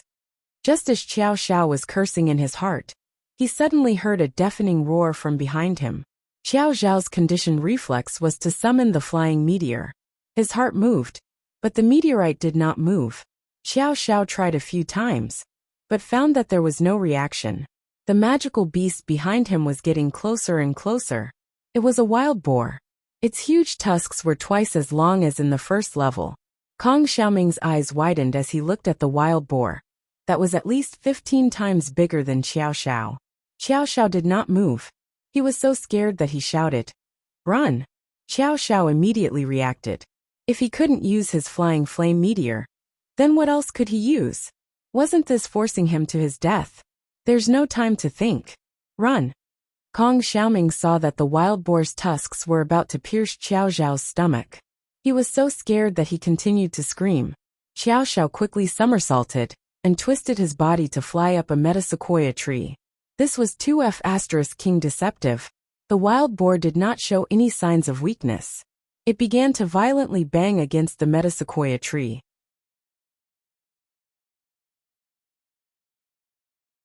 Chapter 166. The metasequoia tree was slender and straight, reaching straight into the clouds. The higher it went, the thinner the branches became. Xiao Xiao swayed left and right as the wind blew at the top of the tree, causing Xiao Xiao's eardrums to bulge. The wild boar, which was as tall as a few people, seemed to have a one-track mind, and was determined to get Xiao Xiao down from the tree. The boar used its mountain-like back to hit the tree with all its might. After hitting it twice, it looked up and saw that Xiao Xiao wasn't moving at all. It turned and ran away. Xiao Xiao finally let out a sigh of relief. Just as he was about to come down, the boar led a few other boars and charged towards the metasequoia tree. Damn, it's a group battle. As expected, the strength of the boars immediately increased by several times. The originally thick metasequoia tree could no longer withstand the wild boar's charge. After a few dozen hits, the tree trunk neatly broke from the middle. Following Xiao Xiao's scream, a human figure fell from high up, waving his limbs in the air. Right below him, the boars formed a circle, opening their mouths to welcome the food that fell from the sky. Kong Ming and Kong Xiaoming also screamed in fright. They even saw the boars' proud expressions and small tongues, swaying in the depths of their mouths. Falling from the sky into the boars' mouths was about 20 meters. Under the influence of the Earth's gravity, Xiao Xiao fell rapidly. Just as he was about to fall into the boars' mouths, Kong Xiaoming desperately searched his memory and quickly shouted. The second stage after the flying flame meteor is Mana Critical Strike. Do you still remember the chant and the movements? Mana Critical Strike. 15 meters, 10 meters, 5 meters, 2 meters. Kong Xiaoming was so scared that he covered his eyes. Am I going to die? Kong Ming also covered his head with his hands. Ah! Crazy screams. Bang! An earth-shattering boom shook the entire metasequoia forest 3 times. Then it caused a chain reaction. The fallen tree trunks and the loud boom caused the surrounding trees to snap as well. The crisscrossing metasequoia trees fell from the sky and smashed into the open mouths of the wild boars. One of the shorter trees had already pierced through the mouth of one of the wild boars from left to right, penetrating its throat on the spot. Xiao Xiao followed these fallen metasequoia trees and fell down. Fortunately, there were 7 or 8 fallen metasequoia trees between him and the wild boar. Xiao Xiao bounced on the tree and released the last of the gravity. The feeling of weightlessness made him feel like he was on a roller coaster. He lost control of his heart, and it took him a while to recover from the experience of bungee jumping. Xiao Xiao, how did you do it? Just now, I really thought you were going to die. Kong Xiaoming recovered from his panic, and his eyes were still wide open. If you want to die, you can't die in the mouth of a wild boar. That would be too humiliating. This formation is always pushing you, young Master Qiao, to your limits. At the last second, I finally remembered the chant for the second move, Mana Critical Strike, in the demonic scripture. I was going to aim at the wild boars, but I didn't expect to aim at the metasequoia trees. I've sinned. Metasequoia trees, please spare me. I'm an environmental enthusiast. Xiao Xiao began to show off. Great, no matter what, you've already started. Hurry up and get the cores of these wild boars. Xiao Xiao was already familiar with this. Looking at the wild boars that couldn't move under the metasequoia trees, he made a snarling gesture at them, and picked up the sharp knife in his hand, and slashed down on their heads. Poochie, blood splashed all over Xiao Xiao. Xiao Xiao looked at the wild boars with disdain. I don't know if the blood of magical beasts like you will make me ugly. If Yanran doesn't like me, I'll chop you all into minced meat. Just as Xiao Xiao was fighting bravely in the magical beast forest, Yanran's family encountered an unprecedented financial crisis. Although Uncle Wu gave her 100 million, Yanran didn't use it. She thought the situation wouldn't be so bad. She didn't expect the broken capital chain to be like dominoes, pushing her family to the brink of bankruptcy. As the saying goes, when the tree falls, the monkeys scatter. Originally, Elder Yen was that big tree. Everyone depended on Elder Yen to survive. But when this big tree fell down, the others naturally had to look for what they thought was a good tree to rest on. Who would have thought that all these macaques, who had turned to society and struggled to survive, would receive a condition to stop supplying or receiving goods from Yen Ran's family? As long as this condition was met, their orders would immediately be endless. Under the circumstances, the monkeys had no choice but to hide and keep a distance from Yanran's family. This caused all of Yanran's family's business to come to a standstill. As for the money they had to pay for the goods, the seller demanded immediate payment, and the bank's loan officers repeatedly came to collect the loan. All of the debts added up to nearly 80 million. Yanran's family was gloomy, and the atmosphere was gloomy. After Yanran's father was forced to take the spirit transformation pill, he was injured in the resistance. The burden of the family fell on Yanran's shoulders. Yanran took over the economic power from her father and went to several previous clients. They all said the same thing. Sorry, we got cheaper goods this year. When Yanran suggested that they could lower the price, the clients smiled and shook their heads. The higher-ups gave the order, so we can't change it. Yanran knew that it must be the Eastern aristocratic family. They wanted to completely destroy her family. Yanran didn't believe it. Was there really no way out? When the client sent Yanran out, he secretly said to Yanran, I heard that there's a foreign company that's preparing to buy the same products as yours on a large scale. Their chairman will be having dinner at Shangri-La tonight, so I think you should try your luck. Yanran's eyes lit up.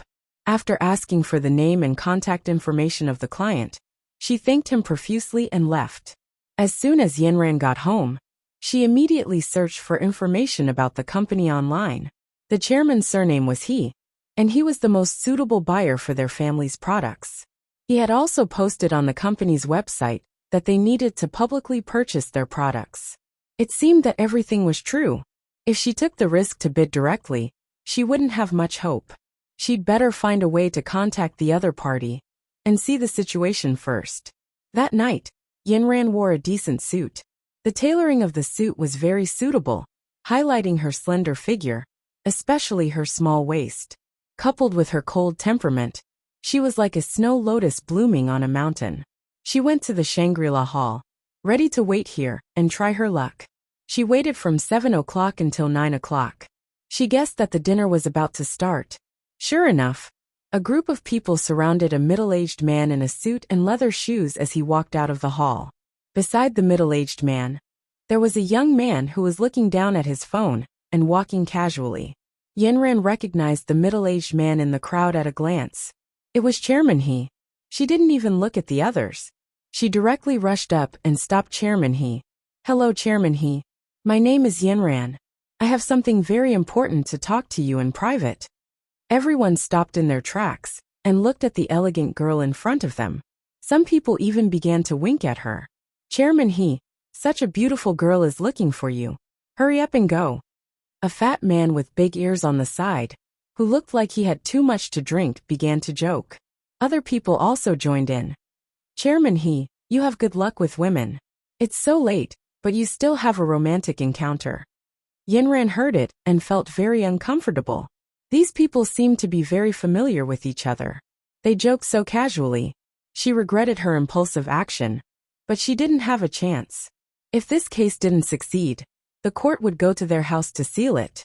Yanran braced herself and said again, Chairman He, I really have something very important to talk to you about. At this time Chairman He spoke. Which company are you from? Are you here to bid? Yanran didn't expect Chairman He to expose her purpose in front of everyone. She originally wanted to talk in private first, but it seemed that her plan was ruined. She could only nod her head stiffly. Chairman He pulled the young man next to him. If you want to bid, just look for him. He was sent by our group's board of directors. As long as you serve him well, this bid will be yours. Ha ha ha ha. Yanran then noticed the young man standing next to her. He was tall and handsome, burly and strong. His face was very familiar, but at this time, there was a cold smile on his face. So it's Yanran. Long time no see. I didn't expect you to change so much. Did you take the initiative to come to me? Is the room ready? Just like what chairman he said, if you serve me well, this bid will be yours. At this time, Yanran heard the voice that she would hate for a lifetime, and her whole body couldn't help but tremble. She actually met Huagang here, the traitor of the southern family. This person that she couldn't vent her hatred, even if she cut him to pieces. She was about to turn around and leave, but how could Huagang let go of this opportunity? He directly released a spiritual power and tied Yanran up. Then he directly carried her up and said to the group of people who were watching the fun, I'm going up first. Don't disturb me if there's nothing important. A group of people behind him jeered. At this time, Yanran realized that she had been tricked by the bidder. It seemed that Huagang had been waiting for her here. But now she couldn't resist in front of a Zishuan master. She suddenly panicked and struggled to get out of Huagang's arms. But Zishuan's spiritual power didn't give her room to move. She was about to open her mouth and shout, but Huagang said, You can shout. It'll give me a chance to kiss you directly. After that, Huagang directly used spiritual power to seal Yanran's mouth. Huagang directly carried her and took her to the elevator to the presidential suite on the top floor. After entering the room, he threw her on the bed and removed the seal. Yanran, I didn't expect you to be so heavy. You look very thin and weak, but there's still some meat on your body. I'll have to check it out later. At this moment, Huagang was like an evil demon, revealing his ugliest face. Yanran's heart was suddenly alarmed. Huagang, what do you want? Huagang walked to the wine cabinet and poured a glass of red wine. He sat in front of the bar and gently took a sip, casually looking at his lamb. What do I want? Can't you see? You should be grateful that I'm still interested in you. I've liked you since we were young. Today, I'm just here to fulfill a wish of mine.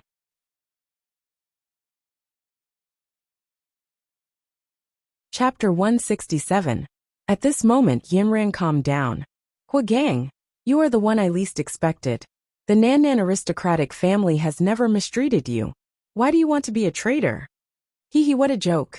There's a problem with the management system of the southern aristocratic family. Every man for himself, and the devil takes the hindmost. I'll always be a small soldier under you. When will I ever be able to stand out? Also, you always have that high and mighty look on your face. When I was young, I admired you so much. You're my goddess. I want to grow up and fly together with you. I don't care if I have no power in the southern aristocratic family. But how did you treat me? For that Xiao Xiao, you actually treated me like a fool. I wanted to harm him again and again, but you saved me every time. Apart from looking a little worse than him, how am I worse than him? The more Huagang spoke, the more agitated he became. He fiercely smashed the goblet in his hand on the ground. He is a person who was born with the devil's aura. Why do you still protect him? Huagang spoke more and more forcefully. Even his breathing was somewhat uneven. Let me tell you, everything that happened to Xiao Xiao was done by me. Even Director Fong was killed by me. Director Fong's grandson was also killed by me. The chief culprit of all this is you. Yanran, if it wasn't for you, I wouldn't have become like this. Huagang's eyes became red, like a man-eating beast. At the end of his speech, he was already roaring crazily. Yanran was so shocked that her jaw dropped. She never thought that Huagang would do so many things behind her back. There were even many things that almost killed Xiao Xiao. Huagang, your sins are caused by your inner demons. If you weren't greedy, who could have turned you into a devil? Of all the things you shouldn't have done, you shouldn't have helped the tyrant. In the cultivation world, the aristocratic families of the South have beliefs and missions.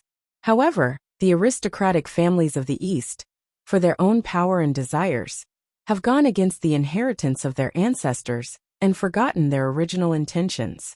They will be punished one day. Yanran said righteously. This was also her belief. What are you talking about? Only a silly girl like you would believe in these sacred teachings. What I want to ask is, if you were to be tortured into dregs by me, a person who has already turned into a demon, Would you still hold on to your original heart? When you're under me, what do you have to maintain your noble image? Hua Gang's sharp laughter rang out. I won't let you off tonight. Look, I've already prepared the camera for you. Look at that innocent look of yours. Once you're stripped of your skin, will you also become so crazy? Did you see that? The first thing in that row is the aphrodisiac. I'll inject it into you later. I guarantee that even the most innocent girl will become a lustful woman. Yinran's body trembled. Hua Gang, you dare? Why wouldn't I dare? I only know now that I have to enjoy myself. In the past, I was a fool. I even risked my life for that pure love. Yi Xuanfei is the same as you. It's not easy to chase after her. After all, a high and mighty princess has to put on airs. I can't handle her. But do you think I can't handle you? Yi Xuanfei did the right thing, which was to give you the spiritual transformation pill. Look, I can strip you naked with just a wave of my spiritual energy. Hua Gang moved his fingers, and the clothes on Yinran's shoulders were torn apart. Her smooth and fair shoulders and sexy collarbones were exposed to the air. Yinran's exposed skin immediately shivered because of the cold air. Hua Gang walked up to her, and put his big, rough hand on her soft shoulder, which immediately turned pink. Hua Gang smiled coldly and said, You seem to be very sensitive. I'm going to take a shower first. Think about what kind of expression you should have when you greet me. Yinran was so angry that her entire body was trembling. When Hua Gang's hands touched her shoulders, her entire body was imprisoned. She couldn't resist at all. The needle-like touch made her body shiver and spread to her heart. She didn't expect Hua Gang to be such an evil person. She didn't dare to imagine what was about to happen to her. This was the biggest disaster a woman could endure. Previously, Xiao Xiao told her that there was something wrong with Hua Gang. Yinran's tears flowed down from the corners of her eyes. She didn't want to believe it. She had wronged Xiao Xiao many times. She covered her face with both hands. Sorry, Xiao Xiao. At this moment, Yinran missed him very much. It could be a kind of guilt, or it could be loyalty to love. She was extremely regretful that she fell into this trap so easily. Listening to the sound of running water from the bathroom, she didn't have much time left.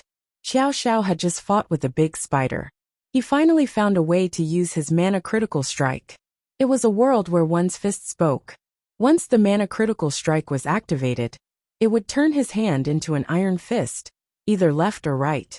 If he was strong enough, he could sweep a piece of land. But when he encountered this big spider, he was a little crazy. As the saying goes, 2 fists are no match for 4 hands. When his 2 fists broke the spider's 2 legs, the spider's other leg was already poking at his eyes. He turned his head, and the tentacle brushed past the tip of his nose. The other tough tentacle had already cut open the animal skin pants he had just made. F***ck. This spider must be a female spider. How dare it peek at my butt? Xiao Xiao turned his head and punched the spider's eyes. Look, I'll blind your eyes first, so that you can only see my fists forever. Kong Ming and Kong Xiaoming watched with great interest in the bracelet. Xiao Xiao, you said that after fighting here for so many days, your muscles have grown. You're stronger than before. After dealing with the female spider, Xiao Xiao raised his knife and took its crystal core. He threw it into the bag behind him and sat on a rock next to him. Suddenly he felt a chill. F***ck. I forgot that the animal skin pants were torn. Okay, you two stop making sarcastic remarks. I'm almost a tailor. I'm always making clothes. But I've become stronger. Does my body look better? Do you think Yinran will be greedy for my body? You're a guy with a head full of lust. Even if she wants to, she can't see you. There are so many handsome guys out there. If she wants to, she can just search for you on the internet. She can lick you however she wants. Kong Xiaoming said disapprovingly. I say, Kong Xiaoming, are you looking for a beating? Is this how you use the word lick? You didn't study when you were young, and I had to teach you when you grew up. What you searched on the internet is better than my body. But do you think Yinran will forget about me after not seeing me for so long? Don't worry. She's very busy. She probably doesn't think about you very often. She doesn't have time to think about other people. Don't worry. Xiao Xiao thought about it and agreed. Yinran never took the initiative to call him, or send him messages. She was always very busy. This time, he must not let her be so busy. One day, he must lock her at home. It would be best if she couldn't get out of bed. Xiao Xiao smiled wretchedly. Stop smiling. There's another spider. Xiao Xiao looked back. Indeed, it was a little bigger than the previous spider. It had a small head and 8 legs. It couldn't be more ugly. When the spider saw the corpse of the female spider next to it, it suddenly went crazy and spat venom at Xiao Xiao. Xiao Xiao was so scared that she hurriedly took a step back. She flew a few feet away, and the animal skin skirt accidentally stuck to a spot.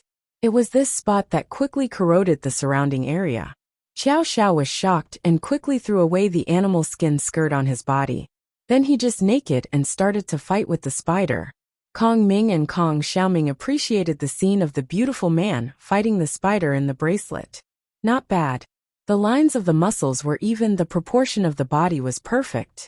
His hair was more cough. The development was quite mature. Kong Ming's conclusion was, it's time to get married. Kong Xiaoming's conclusion was, no wonder he thinks about Yanran all day. She listened to the two people leisurely commenting in the space. Xiao Xiao shouted angrily, your young master is working himself to death outside. You two are still making sarcastic remarks. If you talk nonsense again, I'll put the bracelet on the spider and let you two spend the rest of your life with it. Xiao Xiao, be careful.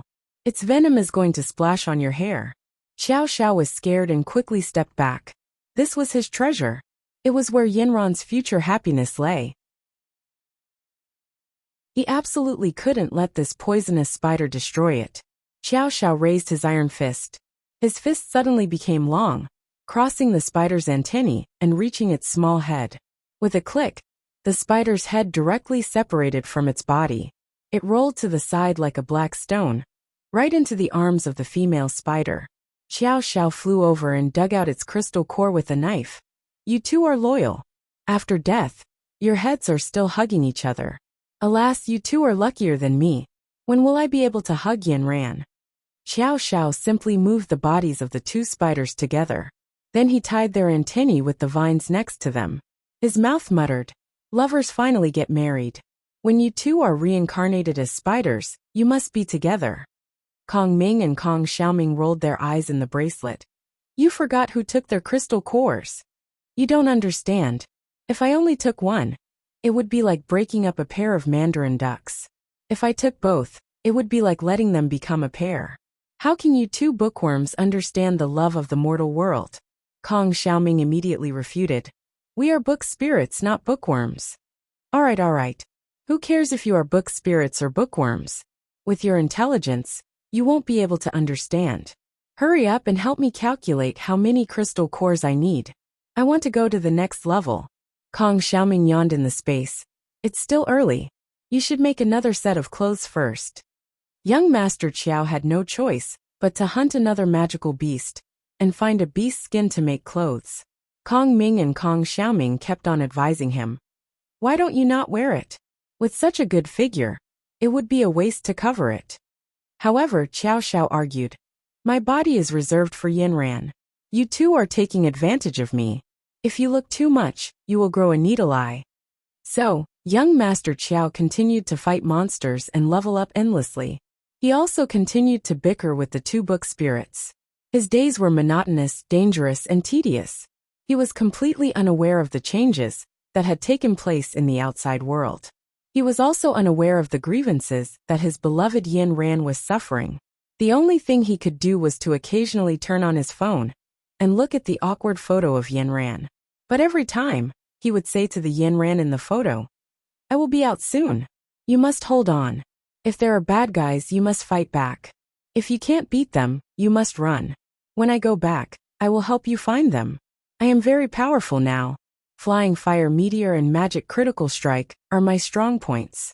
I don't know how I am compared to you, but for scum like Huagang, I can definitely beat him until he is looking for his teeth on the ground. Every time, he didn't dare to talk for too long. After a few words, he hurriedly turned off his phone. He was afraid that the phone's battery wouldn't last until he went out. This was the only thing that kept him going.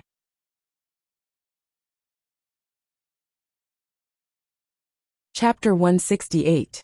In front of the Shangri-La Hotel, it was still brightly lit at 10 at night, and cars were still coming in and out. Behind this noise, there was an endless darkness hidden in a hidden corner. A few bare branches stretched out in the air, like a large black net, shrouding the night, shrouding the dim moonlight, as if to separate the daytime hotel from the darkness. Following the direction of these branches, through the luxurious door and the splendid lobby, there was a special elevator that went directly to the high-end and luxurious presidential suite on the top floor. At this time in the suite, only 2 dim bedside lamps were lit. The girl on the bed was lying helplessly, her torn clothes hanging in front of her chest. Her eyes were closed, and the tears on her face had dried. Ever since Huagang walked into the bathroom that would let out the sound of death, Yinran had been in this position. Her whole body was imprisoned, and without her spiritual power, she was like a fish on a chopping board, powerless to resist, and could only wait for the destruction of fate. The door creaked open, and Huagang came out with only a bath towel wrapped around him. His hair was dripping wet, and his muscular upper body was still dripping with water.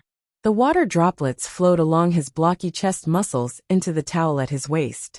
At this time, he was holding a towel in his hand to dry his hair. Yinran heard the sound and opened her eyes. Seeing Huagang's appearance, she closed her eyes for a second. Huagang seemed to be in a good mood and laughed in a low voice. "How is it? Have you thought it through? You won't lose out if you follow me, right? My body is not much worse than Xiao Zhao's. The difference is 108,000 li," Yinran said in her heart. She remembered that night when Xiao Xiao walked out of the bathroom. He posed for her in front of the barrier. That was a peerless beauty in the world. Every muscle was just right, and every shadow was a temptation. Yinran really regretted. Why didn't she follow her heart that night? "What's wrong? Are you still in a daze?" Huagang lifted Yinran's chin. Yinran opened her eyes and stared at him coldly. "Isn't it just sex? Untie me and I'll do it myself." Huagang looked at her suspiciously. "Have you really thought it through? Are you willing? What can I do if I don't want to? Isn't it just a membrane? Am I really going to be raped by you?" Yinran's cold words pierced Huagang's heart. Huagang was overjoyed. "Yinran, I knew you would do great things. This is what I admire most about you. You can tolerate what others can't. Don't worry, I will be gentle." After he finished speaking, he untied Yinran's shackles and stood up. He tore off the towel on his body and threw himself at Yinran, who was lying on the bed. At this moment, Yinran's agility, which she had trained since she was young, was displayed to the extreme. She rolled on the bed and dodged Huagang's attack. She quickly hid under the bed. In half a second, she pulled out the totem on her chest and quickly chanted an incantation. The entire presidential suite was immediately covered with a barrier. Huagang was suddenly in a desert. The dim light above his head turned into sunlight that could burn people's skin. The big bed under him turned into hot sand that could cook eggs. Huagang was naked. He rolled on the sand and was immediately scalded by the sand. He didn't even wear shoes. His bare feet felt as if he was stepping in boiling water. After a few steps, blood blisters appeared on his feet. Huagang reacted abruptly. He had entered an array formation. He didn't expect it. He didn't expect Yinran to have this trick up her sleeve. He cursed Yinran's deceit in his heart. But after a while, he didn't even have the strength to curse. Not only was he exposed to the sun in the desert, but there was also a pack of wolves bearing their fangs and brandishing their claws in front of him. They were staring at him with bloodthirsty eyes. In that instant, under the leadership of the Wolf King, dozens of wolves viciously pounced on him. At this moment, Yinran's attack was successful. Her cold face was covered with cold sweat. Her eyes were clear and bright, shooting out 2 cold rays of light. Her right hand tightly grasped the totem on her chest. Her hand was trembling slightly. She didn't even realize that the sharp horns of the totem had pierced into her palm. "Xiao Xiao, thank goodness I have you." After a while, Yinran's wildly beating heart calmed down a little. She glanced at Huagang, who seemed to have gone crazy in the room. His gaze alone was enough to make her feel disgusted. She walked around the array and walked to the door. She opened the heavy door and left the presidential suite that had almost made her fall into hell. After returning home, Yanran thought a lot. The decline of the southern aristocratic families was a foregone conclusion. Grandfather was depressed because of this incident. He had a mild stroke and could only recuperate. The family's business was already in a deadlock. The eastern aristocratic families were doing everything they could to suppress them. She was lucky to be able to escape from Huagang's hands today. If there was a next time, not only herself, but also the whole family would suffer a blow that would destroy them. At present she couldn't compete with them. She could only be humble and let the eastern aristocratic families rest assured. When they were no longer a threat, they would have a way to survive. She still had a big family to raise. In the past, she only thought about being noble and virtuous.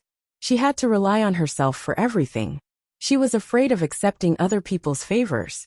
But what was the point? She took out the bank card hidden in the innermost part of her wallet. Xiao Xiao, I will definitely owe you in this life. Early the next morning, Yanran said goodbye to her mother and went out. Her mother knew that she was very busy recently, so she called from afar. Yanran, have breakfast before you leave. But the only response she got was a casual wave of her hand from afar. This daughter was really too precocious. With such a big thing happening at home, dark clouds had been hanging over everyone's head, including this mother who was not in the cultivation world. She didn't know much about the cultivation world. She only knew that her daughter had taken on too much responsibility since she was young. She had also complained that every girl in the family didn't grow up like a princess. Only their family's Yanran had to live an indomitable life like a man since she was young. Now that something had happened at home, it seemed that all the burden had fallen on her. She was only a senior in high school. Couldn't she be allowed to live a normal life? Mother Yin wiped the tears from the corners of her eyes. She couldn't help at all. There was still Yin Gua to take care of at home. She heard that the southern aristocratic families had an accident, and many of their collateral relatives were also unlucky. This big family had a debt of tens of millions. What could they do? She heard that in 2 days, they couldn't even live in this house. The court would take this house to pay off the debt. Mother Yin looked at the house that she had lived in for decades and sighed in her heart. She hoped that the loss of money would solve the disaster. Xiao Xiao fought hard to pass the second level. There were 1,000 crystal nuclei, and most of them were spiders. Kong Ming, do you think spiders have a particularly strong reproductive ability? Why are there only spiders in this level? Xiao Xiao cut open the head of the last spider, took the crystal nuclei, and threw them into the bag. Of course, Kong Ming explained, shaking his head. Spiders have been around since ancient times. They have a strong reproductive ability. Spiders are oviparous animals. Each female spider can lay an average of 100 eggs. The bigger spiders can lay more eggs, and the smaller ones can lay less. For example, the biggest spider can lay 3,000 eggs. Okay, I thought you were a Baidu encyclopedia. You explained in such detail. How can this be recorded in ancient books? Of course it's in ancient books. He can also tell you how spiders have sex, and how they lay eggs in the end. Their sex is very interesting. You won't be able to understand it even if I tell you. Before sex, the male spiders weave a spermatodium. A drop of sperm-containing liquid is produced from the reproductive pore on the spermatodium, and then the spermatodium is sucked into the tentacles. Most male spiders insert their left pedipalp into the left opening of the female's genital plate, and insert their right pedipalp into the right opening. After the spermatodium enters the genital plate, it moves into the receptacle connected to the fallopian tube. The egg passes through the fallopian tube to the reproductive pore, and is fertilized. Xiao Xiao was stunned. The book is so detailed. Wasn't it listed as a banned book? Do you think it's driving? This is normal animal reproduction. Why should it be banned? Kong Xiaoming was laughing so hard that his stomach hurt.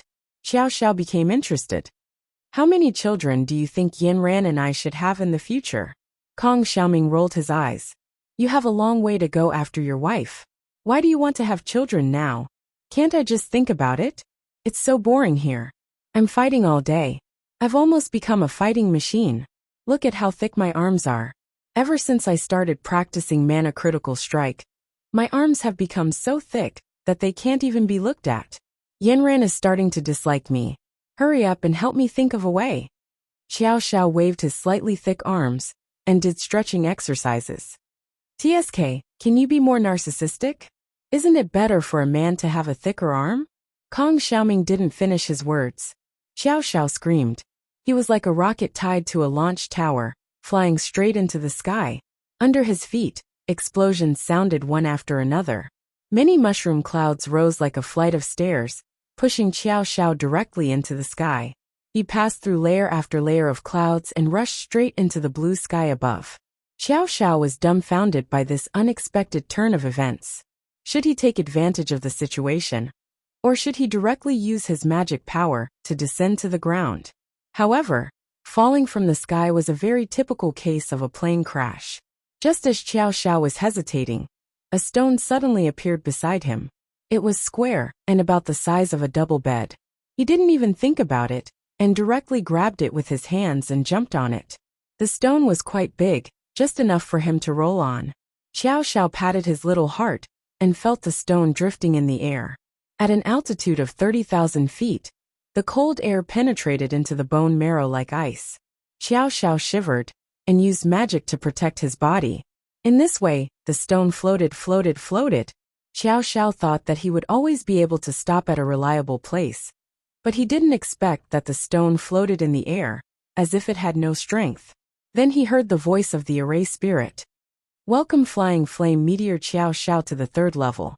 Your task is to collect 1,000 crystal cores.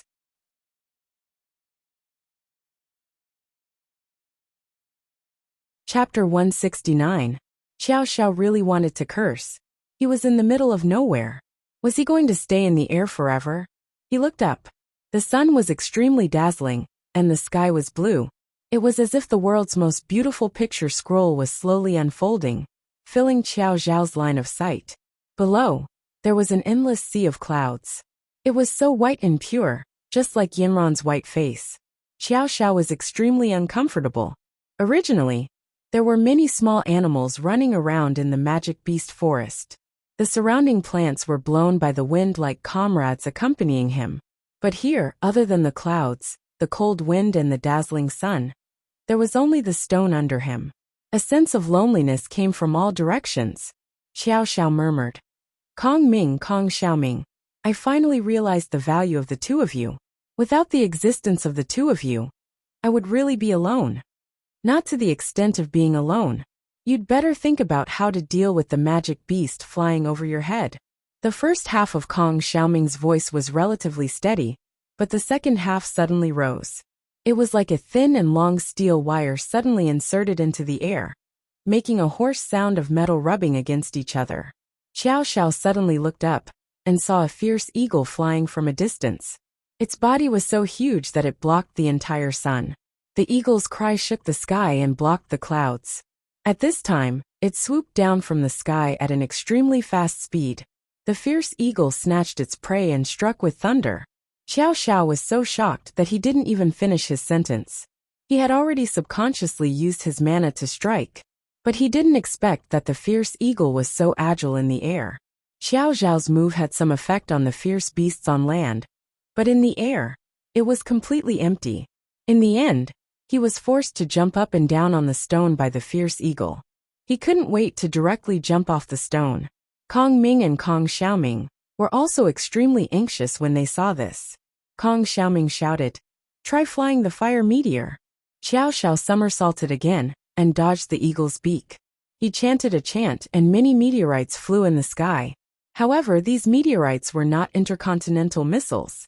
They could be accurately hit on land, but in the air, the eagle's speed was faster than them. With a wing, it could send the meteorites flying to Xiao Xiao's body. Xiao Xiao was almost hit by the meteor while he was in a sorry state. Sparks flew when the meteor hit the stone bed, almost burning Xiao Xiao's hair. Xiao Xiao was so angry that he ground his teeth. Can't you think of something useful? Kong Xiaoming was also shocked by what he saw in the bracelet.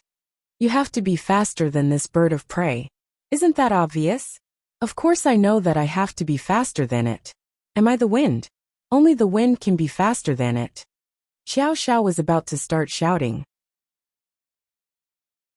The fierce eagle looked at its prey jumping up and down. Its eyes were full of contempt, as if it was playing with its prey. It circled in the air, swooped down and flipped up. Its huge wings were like two iron plates. It looked like it was going to crush the exhausted Xiao Xiao into a meat patty. Xiao Xiao's brain was spinning quickly. Kong Ming and Kong Xiaoming couldn't be counted on. He could only rely on himself. He had to think of a way to be faster than the eagle. What was the third skill in the Devil's Sutra called? There seemed to be a wind. The little tadpoles quickly searched through their memory banks. They had forgotten it after not using it for a long time. But when they finally found this very classic chant, the fierce eagle had already finished playing with him. The eagle's bloodthirsty eyes shone brightly, and the eagle's cry resounded through the sky. That was the bugle call for an all-out attack. The fierce eagle suddenly rose, and then with an incredible speed, aimed at Xiao Xiao's eyes and pecked down. Xiao Xiao really didn't have the strength to dodge anymore. He really couldn't dodge. He burst out all the magic in his body, and recited the chant of the third skill in the Devil's Sutra. Suddenly the world changed. From the center of the sun, there was a flame rushing over. It was like a fireball, but also like a rocket. The whole sky was reflected by it, and it was shot at the fierce eagle in the sky. The strange phenomenon in the sky instantly stopped the speed of the fierce eagle's descent. Its body paused in the air, and it turned to look in the direction of the rocket. The eagle's eyes showed extreme fear. Just as its pupils dilated and contracted, the rocket had already pierced through its heart. This ferocious bird of prey fell next to Xiao Xiao. Xiao Xiao dared to open his eyes at this time. Looking at the fierce eagle staring at him, he reacted extremely quickly. He cut open its head, took out the crystal core, and kicked it down the clouds. Kong Ming and Kong Xiaoming in the bracelet both gave a thumbs up. Xiao Xiao awesome. Xiao Xiao finally knew how long this yin-yang formation was going to torture him. He would be able to go out after he practiced all the levels of the Devil's Sutra. One level, one skill. This level was just right for him to practice the skill of wind and fire seriously. I strongly suspect that this formation was set up by some ancestor of the Devil's world. I didn't expect that he didn't take care of his descendants at all. Instead, he made me, the prince of the Devil's world, live a life worse than death. Xiao Xiao said weakly. Kong Ming and Kong Xiaoming finally understood. You originally came to the human world to gain experience. Maybe because this formation was sent to the human world, you were sent here. Everything has its own arrangement. You can rest assured and cultivate. God, I don't want to cultivate. I only want my yin ran. Xiao Xiao roared to the sky. The following days really made Xiao Xiao miserable. From time to time, birds of various species would fly down from the sky. After Kong Ming and Kong Xiaoming's popular science, Xiao Xiao could already distinguish the names of various birds of prey, such as eagles, hawks, kites, vultures, harriers, falcons, owls, and so on. Xiao Xiao named them all fighters. These birds of prey all had downward curving hook-shaped beaks, which were very sharp. When Xiao Xiao was dealing with them, he used wind and fire as his unique skill. At the same time, he would combine his magical power to directly penetrate their brow bone. These birds of prey had very strong feet and very sharp claws. When Xiao Xiao was dealing with them, he directly threw the dead birds of prey at them as bait to disturb their good eyesight. It was convenient for him to use wind and fire to directly penetrate their bodies. In this way, after repeated experiments and running in, Xiao Xiao's several skills were used more and more skillfully. At the beginning, it took him at least 2 hours to fight a bird of prey. Now, it took him 2 minutes to fight a bird of prey. The crystal nucleus was almost full on the stone bed. Xiao Xiao used the feathers of the hawks to make a few bags, and tied them together with ropes made of feathers. The miserable 2-meter bed of Xiao Xiao was finally squeezed into a single bed in the dormitory. The sense of loss and loneliness of being at the top eroded Xiao Xiao's heart every day. Gradually, he hoped that there would be birds of prey to fight with him. Only when he fought, he had something to do. This kind of life of relying on the heavens was really too painful.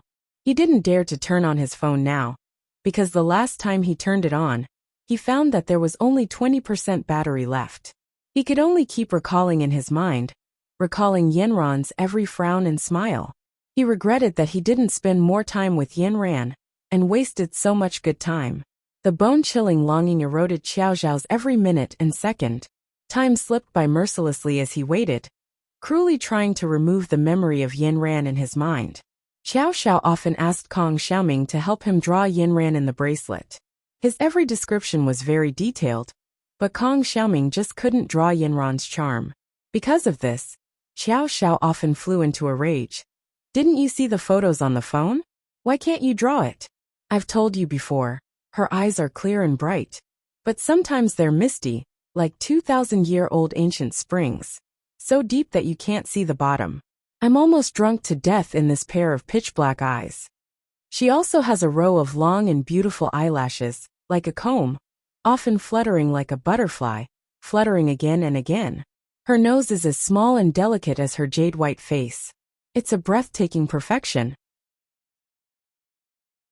And her pink lips, which usually don't like to wear lipstick, are still red and tender, more delicious than the cherries of the season. I've said it so clearly, why can't you draw it? After the mania, there was a more heart-wrenching longing that couldn't be dispelled. He could only turn his grief into strength, and use it all on the birds of prey that would come at any time. While Xiao Zhao was missing Yin Ran was also living a difficult life under his protection. Finally, the day the court came to close the house came. The whole family packed up and prepared to move out of the house that they had lived in for decades. Yin Ran had gone out to find a way, and hadn't come back for more than 10 days. The two judges of the court came to the door at 10 o'clock in the morning. Their faces were longer than the Changbai Mountains, and they were full of disdain and coldness. I told you to move out long ago. Why haven't you moved out yet? Yin Guo was small, and he couldn't help but retort. Why do you take our house? We have lived here for decades. Why? You have committed a crime. Only people who have committed crimes will be taken away by the court. You are just a child who doesn't know how to talk. Yin Guo was so angry that his eyes were red. Nonsense, our family can't commit a crime. His mother pulled Yin Guo and held him in her arms. Don't say anything. Just remember that our family can't commit a crime. Just at the moment when the seal was about to be put on the door, Yin Ran finally came back. She took out the latest court ruling and showed it to the two judges. The two judges who came to put the seal were in a bad mood. They said to Yin Ran, "If you have the money, you should pay it back earlier. Why did you have to delay until the last moment? We have been here so many times for your family. You are wasting the country's resources."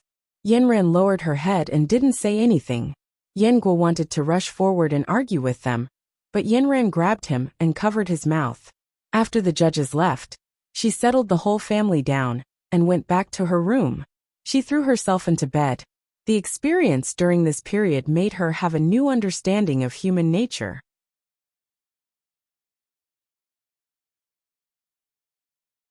Chapter 170.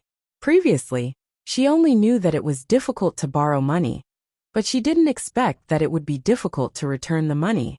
Originally, the creditors who came to collect debts were like gangsters, threatening and intimidating. However, when it came to the time when Yin Ran wanted to pay back the money, they changed their faces and became even more vicious. The most common method was to not pick up the phone, not find the person, avoid meeting, or refuse to meet with the person, due to various complicated procedures. After being rejected by many families, Yin Ran finally understood that these people from the Eastern aristocratic family wanted them to be completely dead. Whether they returned the money or not, they would also die. Their ultimate goal was to make them feel uncomfortable. Yin Ran held the bank card of 100 million yuan. In the beginning, she couldn't return the money no matter what. They just wanted to drag her to death. Now the debt was 80 million yuan. If they delayed it for another year, it would be at least 8 million yuan. When they could definitely get back the principal and interest, who wouldn't want to make more money? The biggest creditor of their family was a bank. Yin Ran looked at the well-decorated entrance of the bank, took a deep breath and stepped in. Before she came, she had asked the loan officer to make an appointment with the president of the bank. However, it was already 2 hours later when she actually saw the president. The president's office was spacious and grand. A row of long tables occupied about 5 square meters. The president was a middle-aged man. He was short and round like a potato. He looked smiling, but his eyes kept drifting up and down, which made Yinran a little uncomfortable. Yinran began her long speech, talking about her family's difficulties and the application for early repayment. Yinran's mouth was dry, but the president just smiled and didn't say anything. When Yinran was really tired, the president lit a cigarette, walked to Yinran's side, lowered his head, and blew a smoke ring directly into her face. Seeing that Yinran couldn't help choking and fanning the smoke with her hand, he smiled slowly and said, "To tell you the truth, your matter is very difficult. The higher-ups have called, but it's not impossible." At this point, he stopped and sat down beside Yinran. His left hand, which was not holding the cigarette, openly touched Yinran's thigh. Yinran's eyelashes fluttered and her brows furrowed. She stood up and took a step back. "Manager, let's talk this out." The president was neither anxious nor angry. He smiled at Yinran and said, "This is the only way. Think about it." Yinran finally understood that the president of this bank was a standard beast in human clothing. At this time he no longer concealed it. His eyes emitted a lustful light, and he looked up and down at Yinran. "Originally, you had no chance at all, but looking at your capital, you can pay back the money in one night." Yinran trembled with anger. "Aren't you afraid that I'll sue you? That's up to you. I'm just offering you a way. If you don't want to, I won't force you." After saying that, the president smiled cruelly.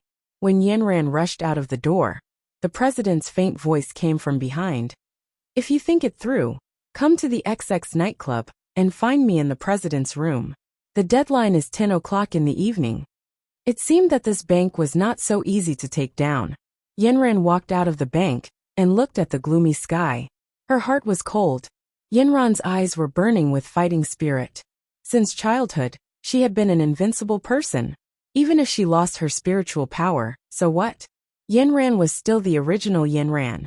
Demons and monsters, come out! At 10 o'clock in the evening, Yinran tidied herself up and went to the private room that the president set on time. He was alone in the room. It seemed that he was waiting for her. As the president laughed complacently, Yinran directly walked up to him and began to punch his potato face. Although Yinran had lost her spiritual power, her fighting skills were especially good because of the training she had received since she was a child. Against a potato that had not been trained for a long time, she could crush him into a mashed potato in minutes. The bank manager didn't expect Yinran to do this. With one punch, he bent over and couldn't speak. The bank manager felt as if his internal organs were about to be punched out of his body. The pain made him curl up on the ground.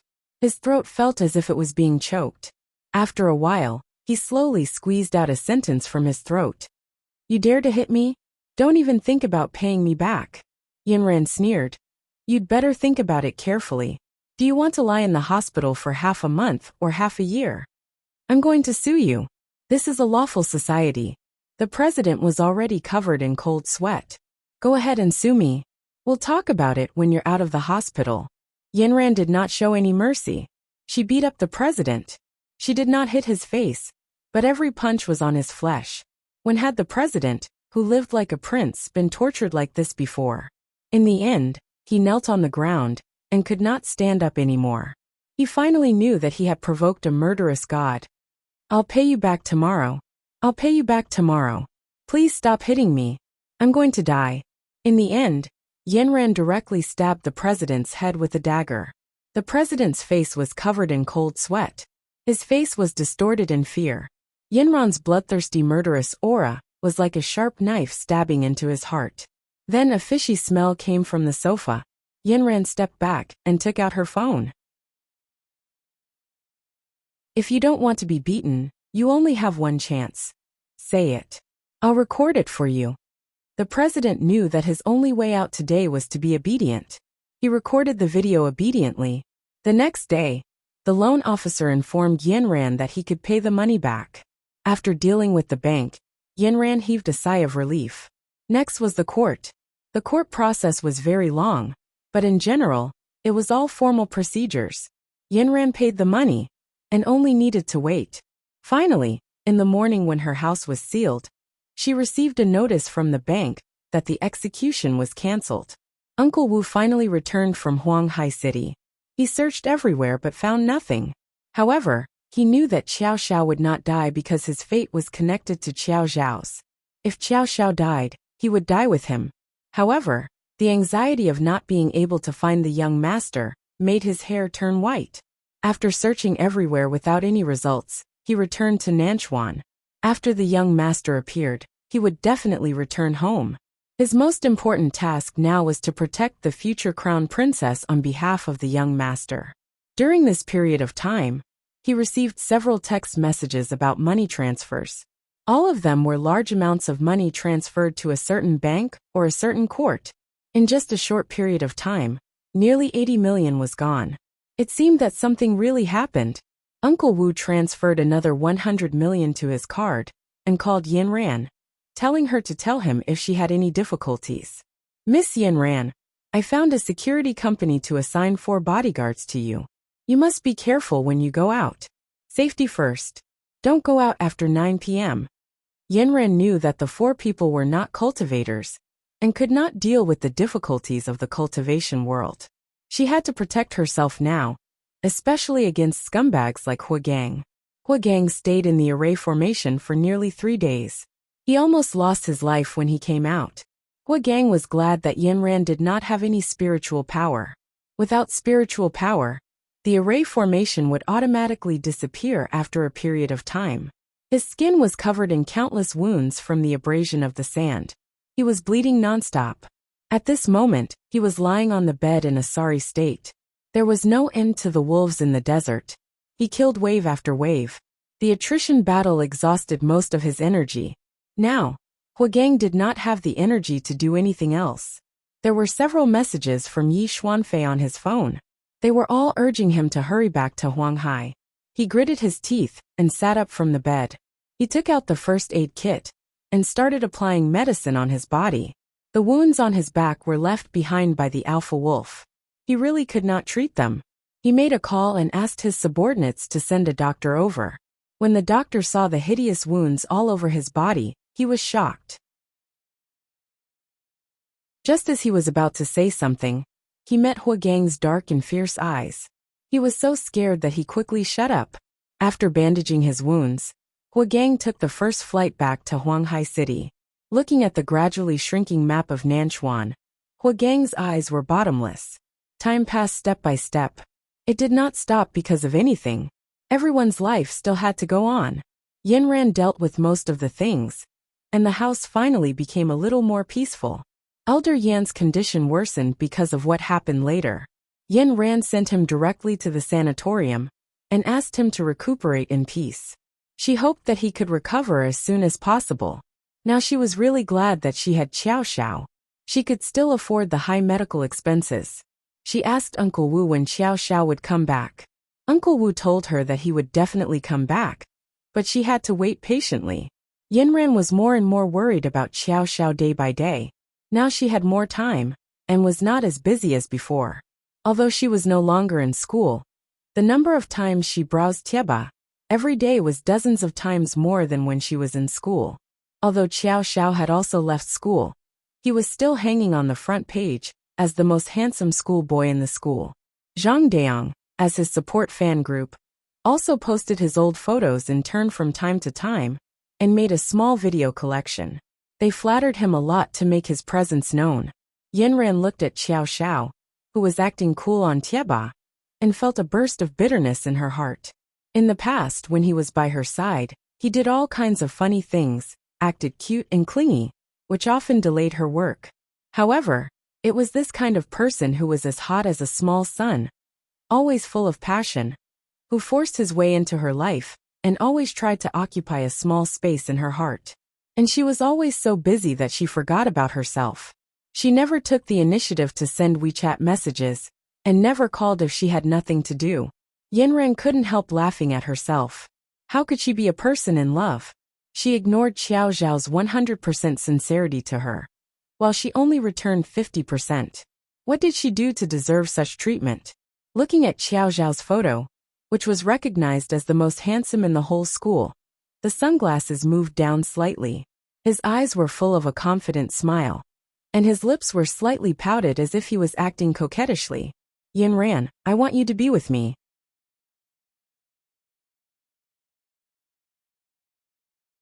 Chapter 171. Xiao Xiao was busy working on the floating stone bed full of crystal nuclei. Kong Ming and Kong Xiaoming had been staring at Xiao Xiao's, but for an entire day. Xiao Xiao must be possessed. Did he become stupid from fighting these raptors? Kong Xiaoming and Xiao Xiao maintained the same posture for a long time, but they still couldn't understand what he was doing. I can see that he is building a shelf. Is he going to grow grapes? There are no grape seeds here? Kong Ming was also quite puzzled. Xiao Xiao tore off the wing from the raptor, and then tried to use the raptor's skeleton to prop up a shed. Fortunately, the raptor was relatively large. Using the triangle's most stable theorem, and the balance between the skeletons, Xiao Xiao put the feathers on it. It really made a beautiful feather shelf for Xiao Xiao. Xiao Xiao lay down after he was done. The feather shelf didn't seem to have any other use, but it did block most of the sunlight. Xiao Xiao held a feather in his mouth and crossed his legs. He lay down comfortably and hummed a song. Kong Xiaoming looked at the feather shelf and then looked at Xiao Xiao. Finally, he couldn't help but ask, Xiao Xiao, what is this new invention of yours? Are you waiting for the raptor to walk into a trap? Kong Ming also tried to persuade him. This shelf is so weak that it will fall down when the raptor bumps into it. There is also the possibility that the crystal nuclei on the stone bed will be swept down. Wouldn't you be working for nothing? Xiao Xiao said leisurely. With my current ability, I can kill it if it is 3 feet away from me. It will definitely not destroy my shed. Then what are you building this shed for? To enjoy the shade? Kong Xiaoming interrupted. Bingo, you are right. The ultraviolet rays here are so strong that I almost become a dehydrated fish. Look at my delicate skin. It is obvious that it has been tanned. If this goes on, Yinran will dislike me. Kong Ming and Kong Xiaoming looked at each other and rolled their eyes. Xiao Xiao is the second most beautiful person in the world. No one would dare to be the first. If you have the time, hurry up and practice the other moves in the devil's scripture. Isn't it better than wasting your time here? Even if you can't do anything in this round, can't you increase your speed in the next round? Isn't it more reliable to go see your Yanran earlier? Kong Ming couldn't stand it anymore and started nagging. Xiao Xiao was suddenly enlightened. Kong Ming, you finally said something reasonable. Xiao Xiao got up with a grunt. Since he could only pass by practicing the skills, why should he spend so much time waiting? The next skill in the devil's scripture was the blazing seal. Xiao Xiao looked at the sun above his head. It should be easier to practice in this place that was closest to the sun. The devil's scripture described the blazing seal very clearly. It used the twists and turns of the 10 fingers on the 2 hands to mark the oath. The book said that the seal must be personally accepted by the master and must not be seen by others. Also, it must be burned with incense. Xiao Xiao cursed in his heart. Where is the master? Can't I be self-taught? He didn't care about what the book said. He directly followed the illustration on the book. His 10 fingers intertwined to form different shapes, and combined with his imagination to form flames. An obscure incantation came out of Xiao Xiao's mouth. When the seal is thought to be in armor, the body will be covered in flames, and the disgusting demons will scatter. Xiao Xiao held her breath and concentrated. Through the 10 fingers of her 2 hands, coupled with the thoughts in her heart and the devil chi, streaks of golden light flew up and down along her index finger, forming different hand seals with each other. Her whole body seemed to be covered in a layer of golden light. Wow, why do I feel like the light of Buddha has appeared? Kong Xiaoming opened his eyes wide and looked at Xiao Xiao as if he was a god. Only this face is worth looking at. The animal skin skirt below is really blasphemous. Kong Ming scanned from top to bottom and finally returned to the skinny skirt that was already a little ripped. The well-proportioned muscles of the legs were faintly discernible. At this time, Xiao Xiao's 2 index fingers were connected to the outside world, and the inside to the 5 viscera and 6 bowels. At this time, he formed a hand seal and tried to summon external flames. But other than the initial faint golden light, only half a cloud floated in the end, leaving no regrets. While he was cultivating, the sky that had been silent for a long time suddenly let out a long whistle. It was so sharp that it broke people's eardrums. It was as if an unknown golden bird flew out directly from the middle of the sun. Looking from afar, the golden light shone. When it flew closer, it was discovered that it was a burning golden flame. It was only at this moment that one could hear the mournful tone of the roar that tore through the sky. "Xiao Xiao, what did you summon? So terrifying? And it has its own flames." Kong Xiaoming was shocked in the bracelet. Xiao Xiao was also baffled. He subconsciously used fire riding the wind, and a golden fire arrow pierced through the bird's body. But the fire bird seemed to feel nothing. It was still enduring the torture in the air. It flew up and down in pain, trying to use the cold wind it caused to blow out the fire. But the fire seemed to grow on its body. No matter how strong the wind was, it could only help the fire and make it burn more and more. Gradually, the smell of burnt bird meat wafted into Xiao Xiao's nose, and the mournful cries became more and more hoarse. Xiao Xiao took advantage of the opportunity, and with a leap, she somersaulted in the air like a great rock spreading its wings. She waved the dagger forcefully, and a stream of blood spurted out, and a glittering golden core flew out. Xiao Xiao tapped the dagger on the bird's head, and with the help of this force her thin waist twisted, and her left hand grabbed forward, and the golden core flew into her bag. With a ding-dong, the voice of the array spirit sounded again. "Congratulations to Flying Flame Meteor Qiao Qiao for obtaining the treasure of this level. You have completed the task, and can smoothly enter the next level." Xiao Xiao, who had not found his balance in the air, saw the stone bed in front of him disappear. Except for the white and clean clouds under him, there was only air left. Before he could circulate his devil chi, a huge force pulled him down from the sky. Xiao Xiao only had time to cry out, "Ah!" Then, like an aircraft returning to the atmosphere, he fell to the ground at a very fast speed. In the space, Kong Ming and Kong Xiaoming all covered their eyes and ears. They also felt the inhuman speed of falling in the bracelet.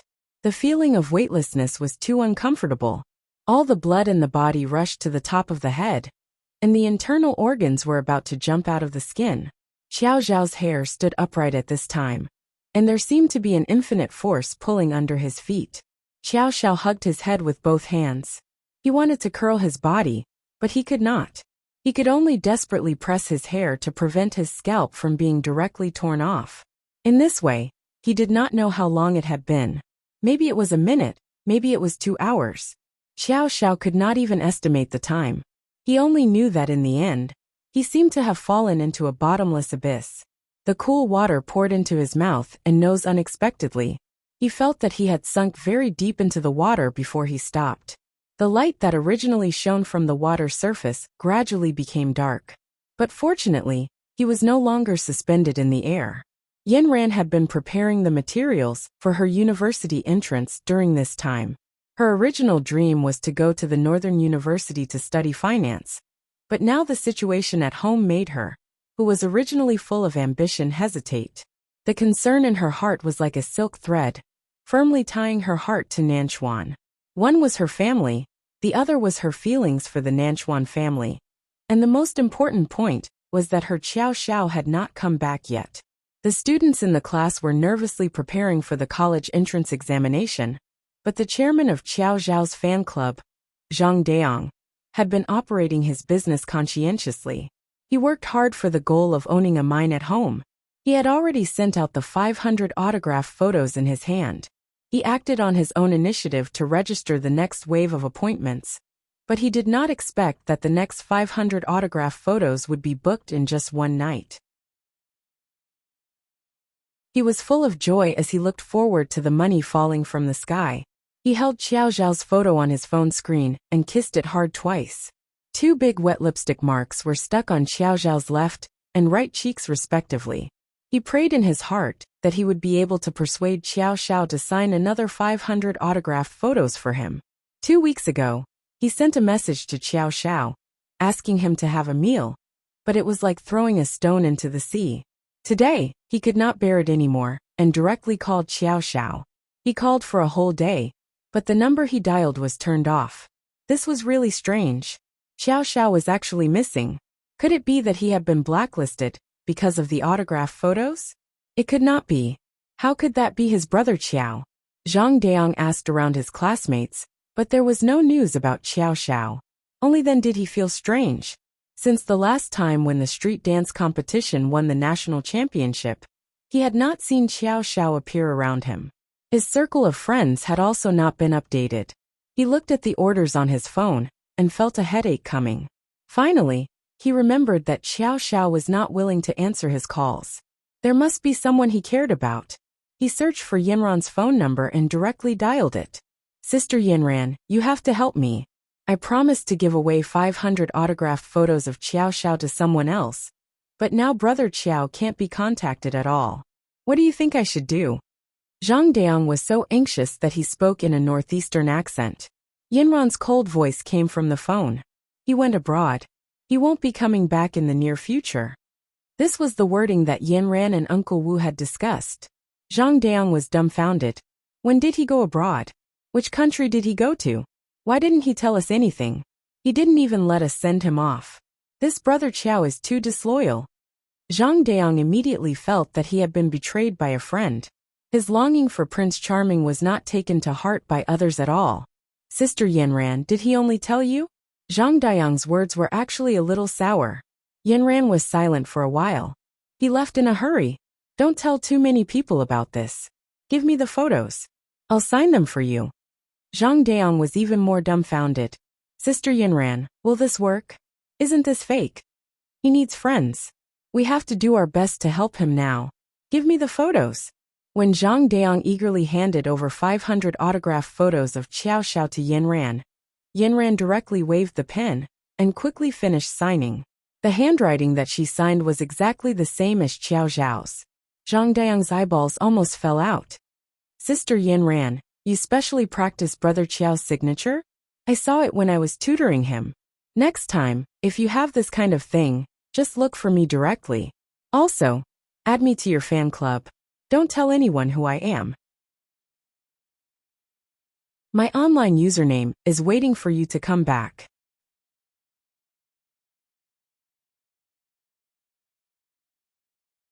Chapter 172. Zhang Daong listened attentively. He realized that Yinran had changed. Although they used to be classmates, Yinran was like a high and mighty goddess to them. She was difficult to get close to, and always kept a distance. Xiao Xiao was also like a Prince Charming, but Xiao Xiao had a good personality. He was down to earth and loyal, so people admired him from the bottom of their hearts. Yinran was like a leader now. As the leader of Xiao Xiao's support group, Zhang Daong felt pressured to hand over his power. However, he liked Yinran even more when she was like this. She blended in with them and had the same goal. It looked like she was still bowing down to Xiao Xiao in the end. Brother Qiao, you're the best. Yinran didn't care about Zhang Daong's little thoughts.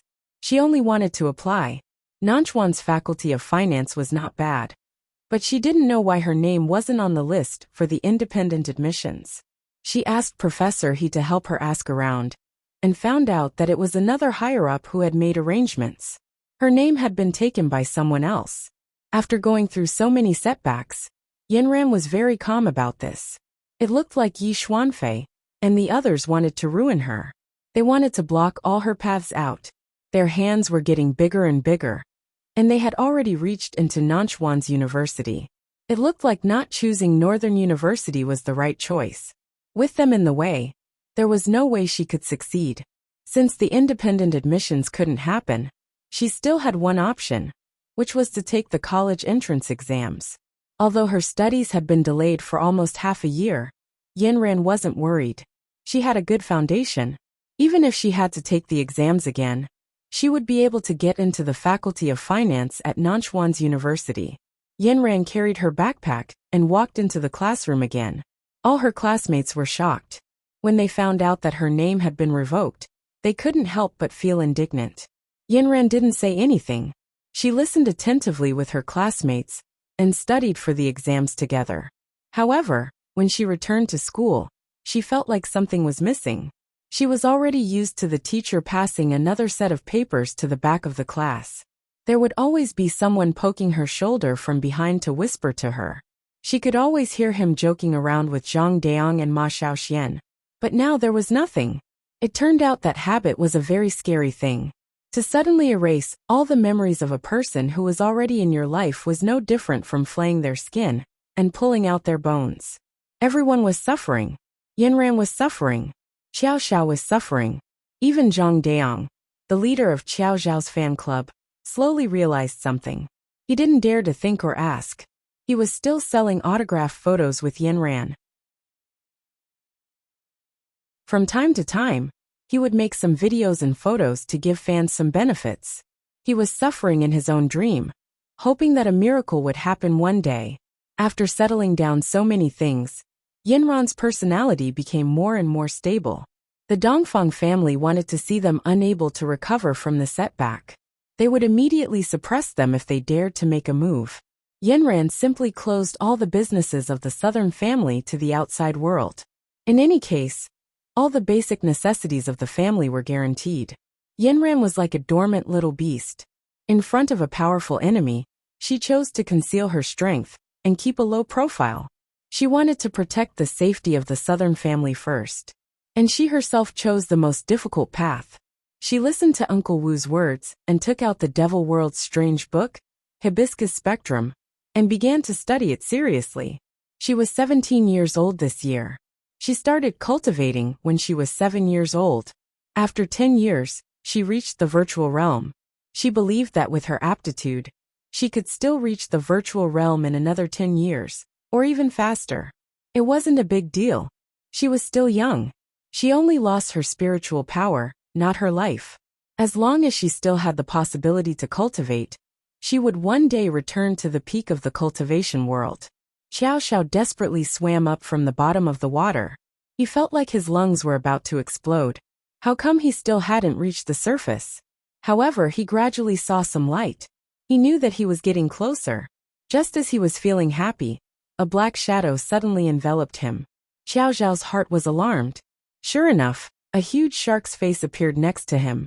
It had already opened its mouth, and 2 rows of sharp teeth were neatly arranged in front of him. Damn!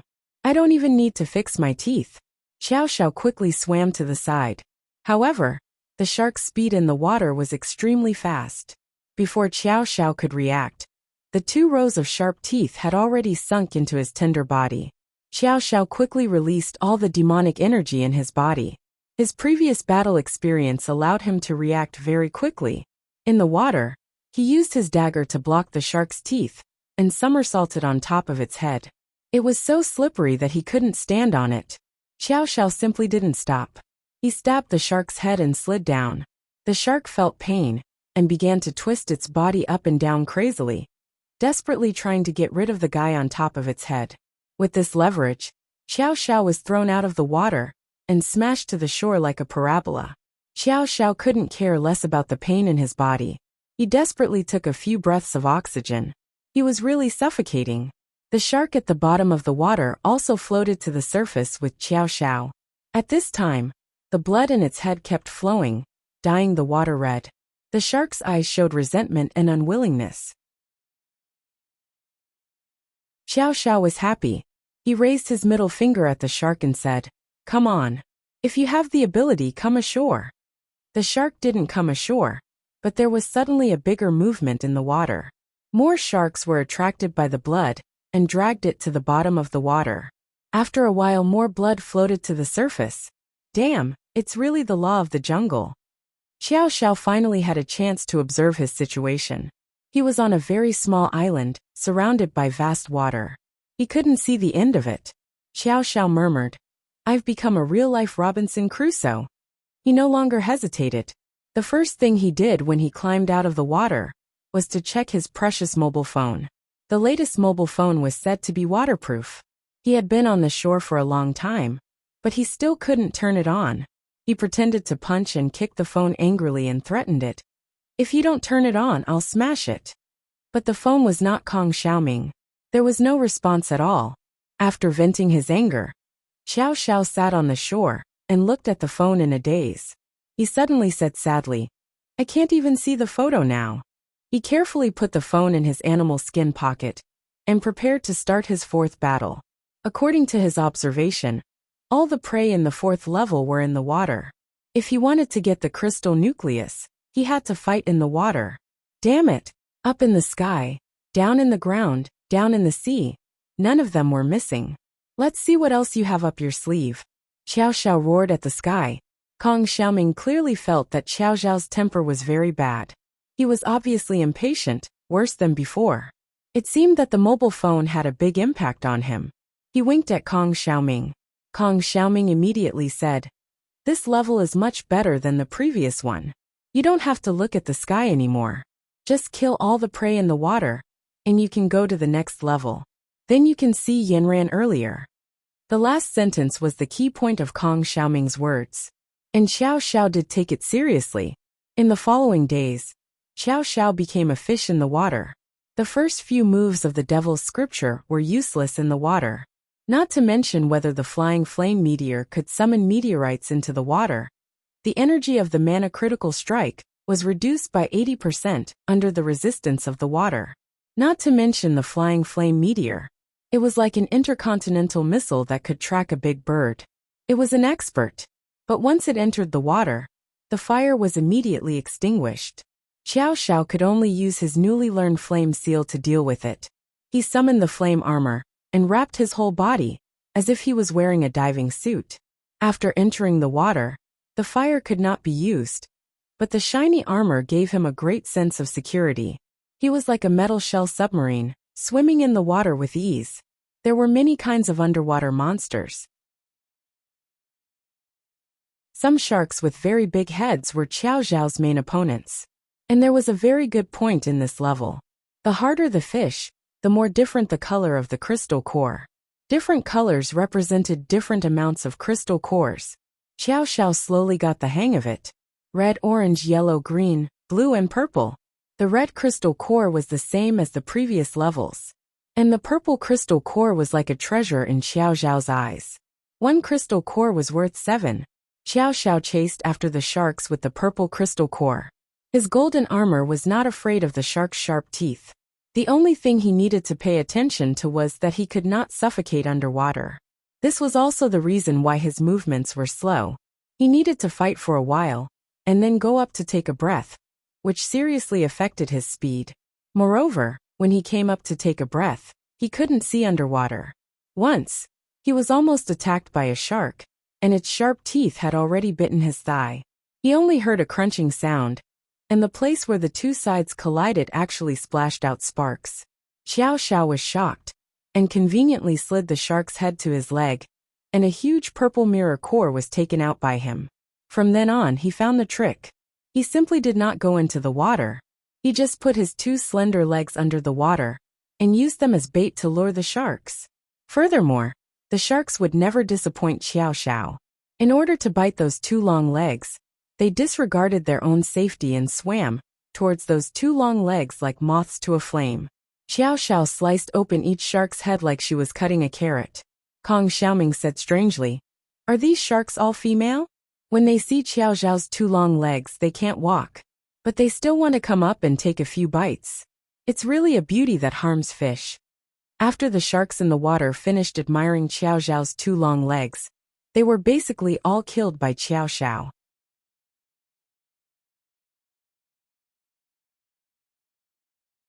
Chapter 173. Xiao Xiao passed this level very quickly. By the time Yanran got her acceptance letter and was ready to go to college, he had already passed the 5th level. It had been a year since Xiao Xiao disappeared. Yanran stared at the calendar on her phone in a daze. "Sister, it's time to eat." Yengua's voice came from the door. "Mom called downstairs several times, but you didn't answer." Yanran put away her phone and went downstairs with Yengua. Seeing that there were several more dishes on the table than usual, Yanran couldn't help but feel strange. "Mom, what's the good news today?" "I say, child, you got your acceptance letter. Isn't that great news? We're not the same as before. Let's just cook a few dishes at home and celebrate." Dad Yin pulled Yanran to sit down. Yanran faintly tugged at the corner of her mouth. "There's nothing to celebrate. If you ask me, this is pretty good. In the past you guys were fighting and killing all day. And I was worried sick. Now the whole family has time to get together. And there's no need to be scared. Mom Yin said as she put food in Yinran's bowl. Yinran looked up at her mother. Mom Yin wasn't very old. And her hair had grown white in the past year. She must be very sad to say that. Okay, let's not talk about this. It's best if the whole family is safe together. Yinran, you're going to college soon. Fortunately, it's close to home. I heard that you have to live on campus, so you can come back on weekends. If you see an outstanding boy in college, you can also fall in love. Yinran didn't expect Dad Yen to be so open-minded. She froze and lowered her head, not saying anything. Yinran, look at you. You've always been cold. Ever since our family's accident, you've become more and more boring. Remember, if you want a boyfriend, you must find one who is extroverted. Otherwise, you two sawmouth calabashes will be bored to death together. Mother Yin chimed in. You had a classmate in high school, the one who attended Lu Hui's birthday party last time. I think that boy is not bad. He's handsome and kind-hearted. Which university did he go to? Yinran choked. She didn't expect her mother to remember Xiao Xiao for so long. She panicked a little as if her thoughts had been exposed. She accidentally dropped her chopsticks on the ground. She quickly lowered her head to pick up the chopsticks to hide her panic. When she sat up again, her little heart was still thumping up and down. He went abroad. I think this young man is not bad. Although I've only met him once, he gave me a good impression. He's loyal. There are not many good boys now. You should keep in touch. I see that his attitude towards you is also very good. With your cold temperament, it's good that someone likes you. Mother Yin kept nagging. Yinran's face was getting redder and redder. Lu Hui's mother often talks to me about him. She said that this young man is excellent in all aspects. If you really don't like him, why don't you look at Lu Hui? Our two families know each other well. His family is also good. Although he can't be compared with that boy, he's still above average. Why don't you think about it, and find a chance to go out and play together? Mother Yin was getting further and further away.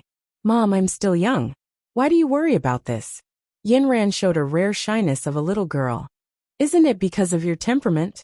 You put everything in your heart and shoulder all the responsibilities.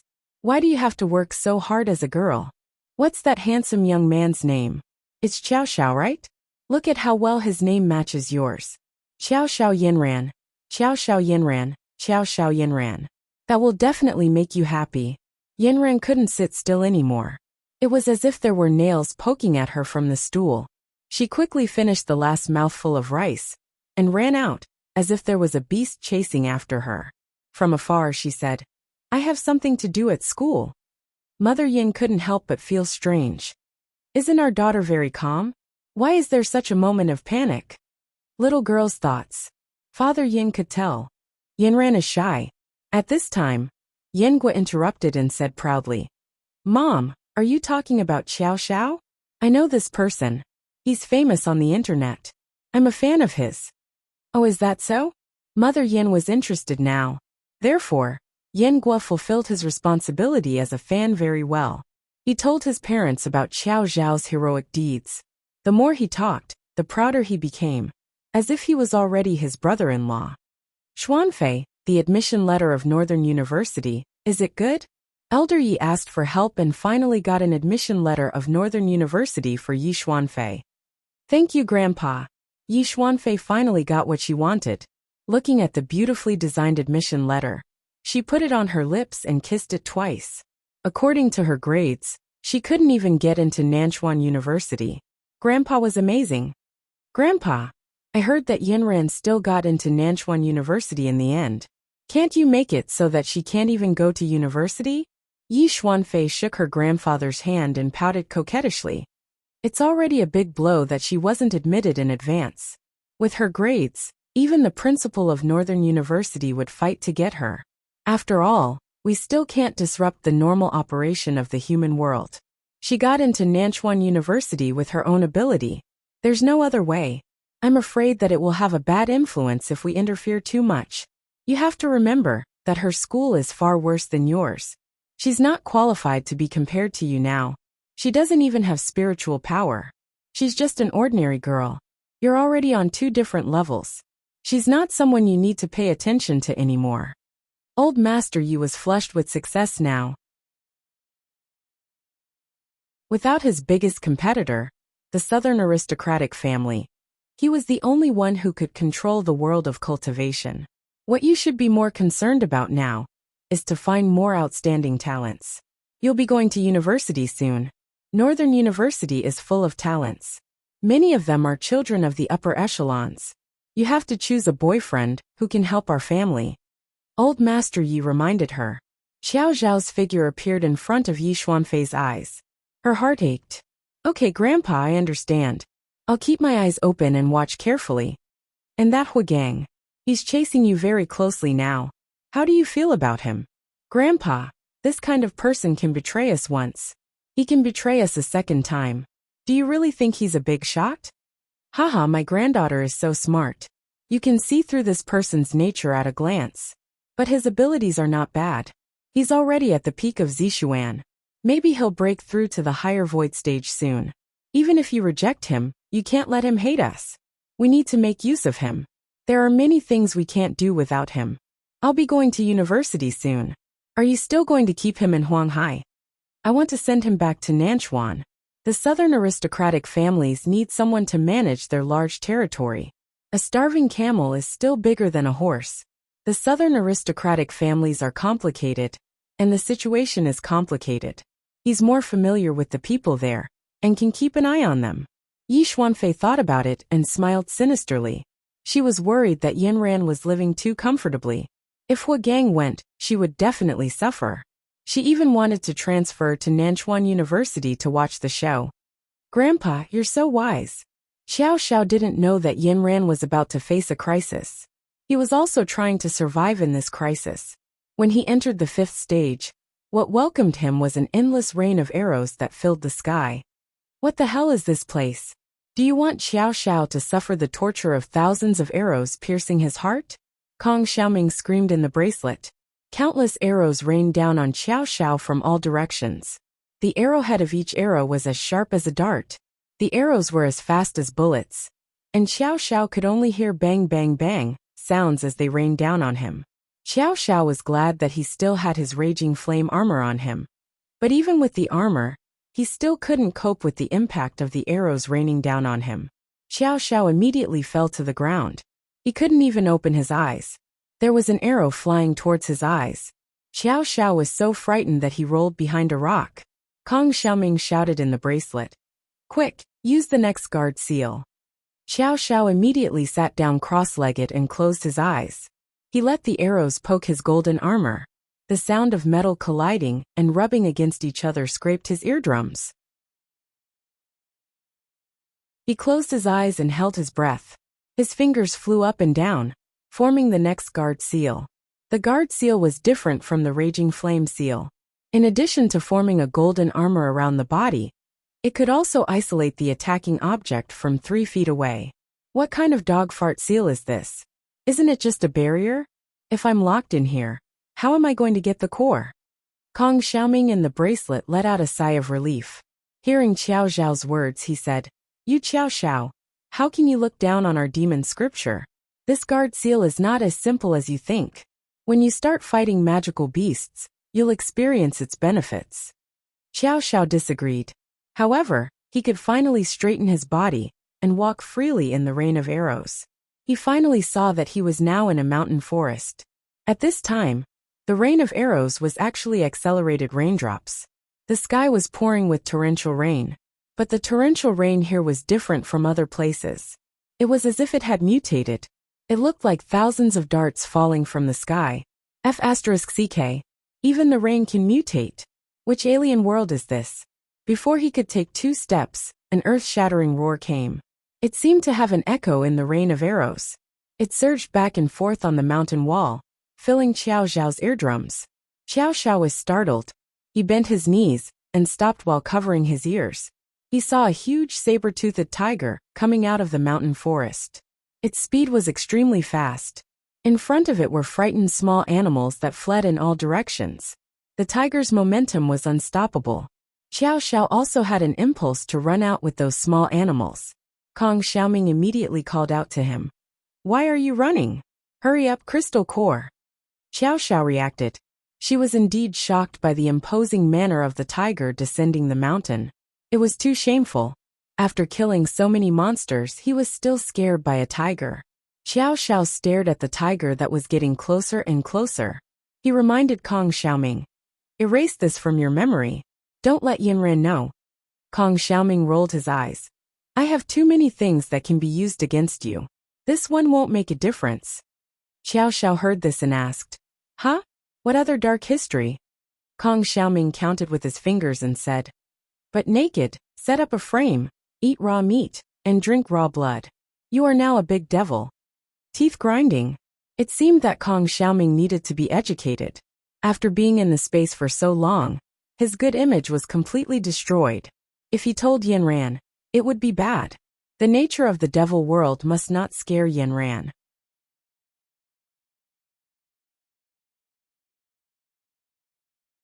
Chapter 174. Xiao Xiao was still thinking about how to bribe Kong Xiaoming to erase his dark history, when the saber-toothed tiger was already very dissatisfied and rushed over. You dare to challenge my authority, and you dare to be distracted? It was true that Xiao Xiao was distracted, but his guard seal was still there. The saber-toothed tiger suddenly slammed into Xiao Xiao, and the force was so strong that Xiao Xiao was pushed back dozens of steps. What did it eat to grow up? It's so strong. Xiao Xiao had just steadied himself and looked at the tiger that was charging towards him. Haha, that hit just now broke the long tooth that grew out of its mouth. The tiger could no longer roar and rolled on the ground in pain. Xiao Xiao was overjoyed when he saw this. It turned out that the guard's hand seals also had this ability. Xiao Xiao was like a god of war. No one could get close to him, and only he could hit others. He swung his arms, and his left and right hands respectively struck out with mana. His iron-like fists automatically grew by 2 feet, and he smashed down on the tiger's head. The more he hit, the more satisfied Xiao Xiao became. The tiger could not fight back at all, and was constantly smashed by the iron fists. The tiger's eyes showed that it doubted life and begged for mercy, but it was useless. Xiao Xiao's dagger slipped, and a purple crystal core flew into the air. Ha ha ha, Xiao Xiao looked up to the sky and laughed. He did not have to worry about getting hurt anymore. His dark history could be completely ended. Magical beasts come more fiercely. Nanchuan University, the new students reported. The school was decorated with a jubilant atmosphere. Yinran looked at the students in the school with big and small bags. Only she was relaxed. After finishing all the procedures, she walked towards her dormitory building. Behind her were 4 figures. These were the 4 security guards Uncle Wu hired for her. Yinran said that the school was relatively safe, but Uncle Wu still let the 4 security guards follow from afar for safety's sake. Miss Yinran, just pretend they don't exist. If there's anything, just press the call on the watch. They can rush over in time even if they are nearby. Yinran could not persuade Uncle Wu, so she could only let them follow from afar. After entering the female dormitory, they disappeared. Yinran's dormitory was on the 2nd floor, and 4 people shared a room. She was the latest to arrive, so she slept on the top bunk. The other 3 girls in the dormitory were very friendly and generous. One was from Nanchuan like her. She had fair skin, a chubby face, and collagen covered her face. The other 2 were from other provinces. The cute one with the round face was called Danyao, and the skinny one with high cheekbones was called Lin Ling. Yinran also showed a slight smile to them. Her roommates looked at Yinran's beautiful body and cold temperament with envy. Bai Shui exclaimed exaggeratedly. I thought my skin was good enough, but I didn't expect Yinran's face to be as smooth as silk. Can I touch it? After saying that, she was about to pounce on Bai Shui. Yinran smiled and dodged. They were just joking around like this, and they immediately became familiar with each other. It seemed that her university life was quite worth looking forward to. University was the same as high school. Every year, the freshmen were the most eye-catching. A few freshmen's photos had already been posted on Nanchuan University's Tieba. Yinran looked at her photo on the Tieba, and she really could not figure out when it was taken secretly. Sigh without spirit force, even her senses had become worse. Yinran and a few other girls were on the list. Yinran's photo was a side profile photo. She wore a long yellow dress and was walking on campus. The breeze blew her long hair. Yinran lowered her head slightly and used her right hand to tuck her hair behind her ear. It was this gentleness that was captured by others. When her 3 roommates saw this, they all thought that their dorm would be very lively in the future. There would probably be a lot of people coming to find Yinran. At the same time, there were a few handsome guys on the list. Yinran took a look, but none of them were as handsome as Qiao Xiao. If Qiao Xiao entered the school with her, she didn't know what kind of sensation it would cause in the school. She didn't know how this evildoer was now. She threw her phone to the side and started to tidy up her bed. Hey, quickly come and see. The Tieba said that there's a handsome guy who transferred to the 2nd year. I heard he's very popular. He's now the school hunk. Lin Ling seemed to have discovered a new continent and called the others over. Dan Yao and White Snow quickly squeezed to Lin Ling's side. Let me see, let me see. 185 centimeters, 70 kilograms. He looks very buff. Computer Science Department. Originally a top student from Huanghai University. 2nd place in the National Information Science Olympiad. Wow, so badass. He's not bad looking too. A few girls' voices of admiration could be heard. When Yinran heard the words runner-up of the Information Science Olympiad, her hands paused in the middle of making the bed. His name is Hugang. He has been promoted to the new school hunk of the University of Nanchuan. His specialty is basketball. He likes sports and photography. The introduction on the forum was more detailed. Lin Ling and the others read it out word by word. Yinran's heart sank. At this moment, Yinran's WeChat rang. She opened it and saw a picture of her side profile on the Tieba. There was a WeChat message. Are you happy with the picture? It was from Hugang. Yinran's face instantly went cold. It seemed he wasn't going to let her go. Indeed, the new school hunk was spoiled by the entire school after a basketball game. A few girls even openly expressed that they wanted to be friends with the school hunk. However, this school hunk was very low profile. Not only did he reject their good intentions, but he also said on some occasions that he already had a goddess in his heart. However, this school hunk was still very close to a few girls. It was rumored that one of the girls had already fallen head over heels for Hugang. However, Hugang said that unless his goddess died, he wouldn't fall in love with someone else. Thus, this school hunk's goddess became a thorn in the side of those girls. These girls had been in the school for 2 years and accumulated some popularity. Their families had some power and wealth, so they had some prestige among the students. One day, someone spread the news that Hugang had taken a side profile photo of a girl who had just entered the school. This girl might be the goddess in Huagang's heart. Thus, such a small trick had pushed Yinran to the heart of the struggle. Yinran, there are a few girls at the door looking for you. They don't seem to be friendly. Bai Shui rushed into the dormitory and shouted at Yinran, who was on the upper bunk. Are they people we know? They seem to be 3rd-year girls. I didn't know them before. Yinran walked to the door of the dormitory in doubt and saw 3 girls waiting for her with cold faces. She really looks like a vixen. She has an ant-like waist, straight shoulders, and long legs. She's just a freshman, but she's already so flirtatious. She's so seductive that the schoolboy's soul has left his body. Seeing her today, I didn't come here in vain. The 3 girls' words were very unpleasant. Yinran immediately understood that these 3 girls were here for Hugang. She laughed in her heart. They were fighting over such a scumbag. I'm sorry, is there a mistake? I have a boyfriend. Hugang has nothing to do with me. Oh, if you ask your boyfriend to come out and show us, I'll believe you. Otherwise, please stay away from Hugang. The 3 girls looked aggressive. My boyfriend went abroad. When he comes back, he'll definitely dazzle you. Hugang will give you a gift. Yinran's imposing manner and condescending eyes made the girls completely believe that Yinran looked down on Hugang. With just a few words, the 3 girls were skeptical. Yinran's words were recorded by someone and played repeatedly on the front page of Tieba. Hugang saw it and sneered. Boyfriend went abroad? She was still thinking about Xiao Xiao, who was already gone. She didn't want to cry even when she saw the coffin. There would be a time when she wanted to cry. Bai Shui sat in the dormitory and looked at Yinran's domineering reply on the front page of Tieba. Her eyes widened, and she turned to Yinran, who was on the top bunk, and gave her a thumbs up. Yinran, do you know? During this period of time, no less than 50 boys have asked me about your situation. I heard the sound of their hearts breaking when they heard your official announcement. If you don't like Huagang, then isn't your boyfriend a god who has descended to the mortal world? Yinran looked up from her book. Hearing Bai Shui's words, she tilted her head and thought for a moment. Based on his looks, he is. Dan Yao was excited. Do you have a photo? Let us see it. Yinran was shy for a moment. Let's wait. Yinran, are you lying to us? You don't like Huagang? Is that an excuse? Lin Ling also joined in the discussion. But that's true.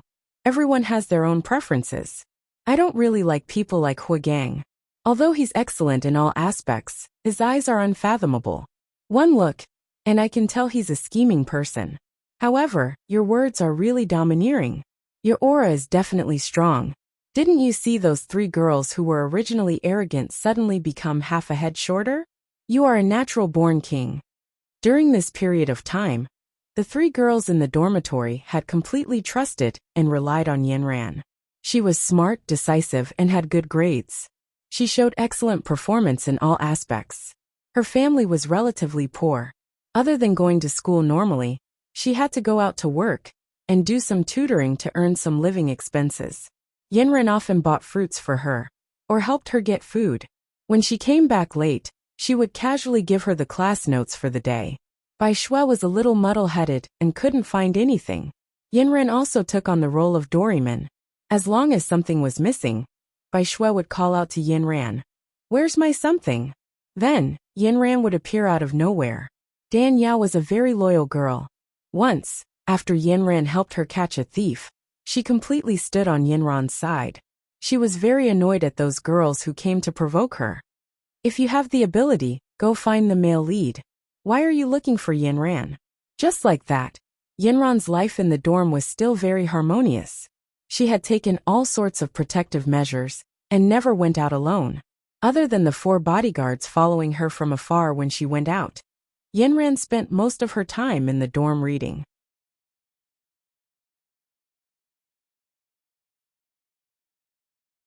Chapter 175. Xiao Xiao had the most fun in the 5th level.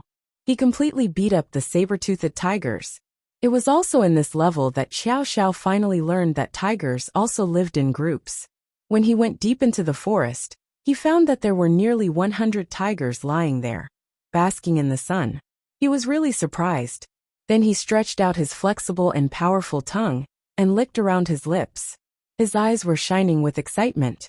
He said to Kong Ming and Kong Xiaoming in the space, "I searched high and low for you, only to find you by chance. I want to earn back all the time I spent fighting the birds of prey in the air." After saying that, he released the guard seal and rushed towards the group of tigers alone. A saber-toothed tiger lying on the ground saw Xiao Xiao rushing over.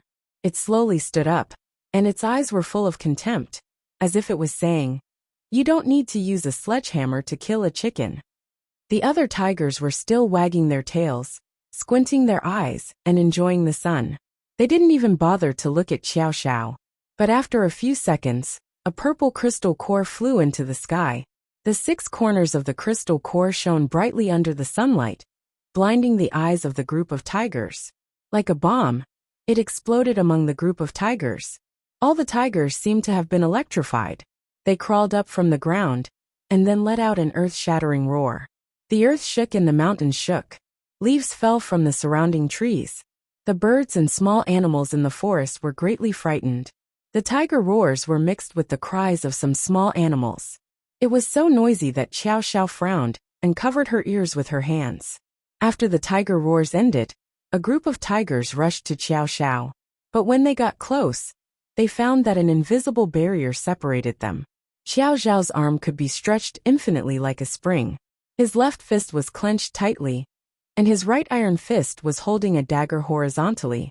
And it was this dagger that reflected a terrifying cold light under the sun. At this moment he was like a harvester. With one slash, The tigers that were charging forward saw a streak of blood fly past the heads of their companions in front of them. Their bodies fell limply to the ground. They were so frightened that they stopped charging forward and turned around to flee. At this time, Xiao Xiao was like a killing god. How could he allow the animals that fell to his mouth to escape? He shouted, "Flying fire meteor wind ride." He quickly recited the incantation in his heart, and large pieces of meteorites and rockets fell from the sky. All the tigers showed a look of horror in their eyes. They began to flee in all directions, but they couldn't escape the flying fire from the sky. The earth-shaking tiger roars turned into tiger screams in the blink of an eye. Xiao Xiao was in the mood to kill. He imitated the tiger and let out an earth-shaking roar. His voice resounded through the clouds, giving Kong Ming and Kong Xiaoming a fright. "Xiao Xiao, don't tell me you've been demonized? Why do you look like the reincarnation of a demon king?" Xiao Xiao hurriedly covered his mouth with his hand. He didn't realize how loud his voice was.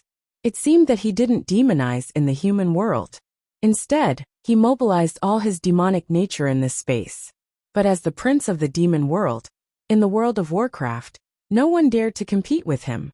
Just when Xiao Xiao was killing without restraint in the forest, the War Soul's voice sounded. "Congratulations, Flying Fire Meteor Xiao Xiao, for obtaining 1,000 crystal cores in a very short time, and smoothly entering the 6th level. F***CK, entering the 6th level so quickly, I haven't killed enough yet." He jumped up and didn't fall down. The 1,000th crystal core in his hand was still floating in the air.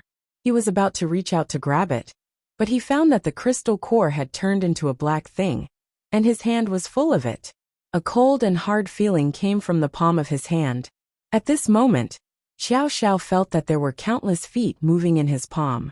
This restless feeling was instantly transmitted to his cerebral cortex. Then from his scalp, he felt numb, along his head and neck, and straight back to the palm of his hand. Goosebumps rose all over his body. Xiao Xiao screamed and swung his hand. A group of black things spread out from the palm of his hand in all directions. One of them flew in front of his eyes. It stared at him with small eyes that were not even the size of mung beans. There were 2 miniature wings behind it, and 4 feet, and a long wedge-shaped tail swaying in front of his eyes. Xiao Xiao was stunned for a moment, causing his body to fall from the air. He thought it was just a short distance, but after 4 seconds of acceleration, he felt like he was falling down an 18-story building. He rolled down from the top of the mountain. Fortunately, he had armor to protect his body. When he stopped, he found himself in a swarm of insects. "Yanran, it seems like it's going to rain heavily outside. Lin Ling isn't back yet." As soon as Danielle said this, the rain kept falling like a broken string of pearls.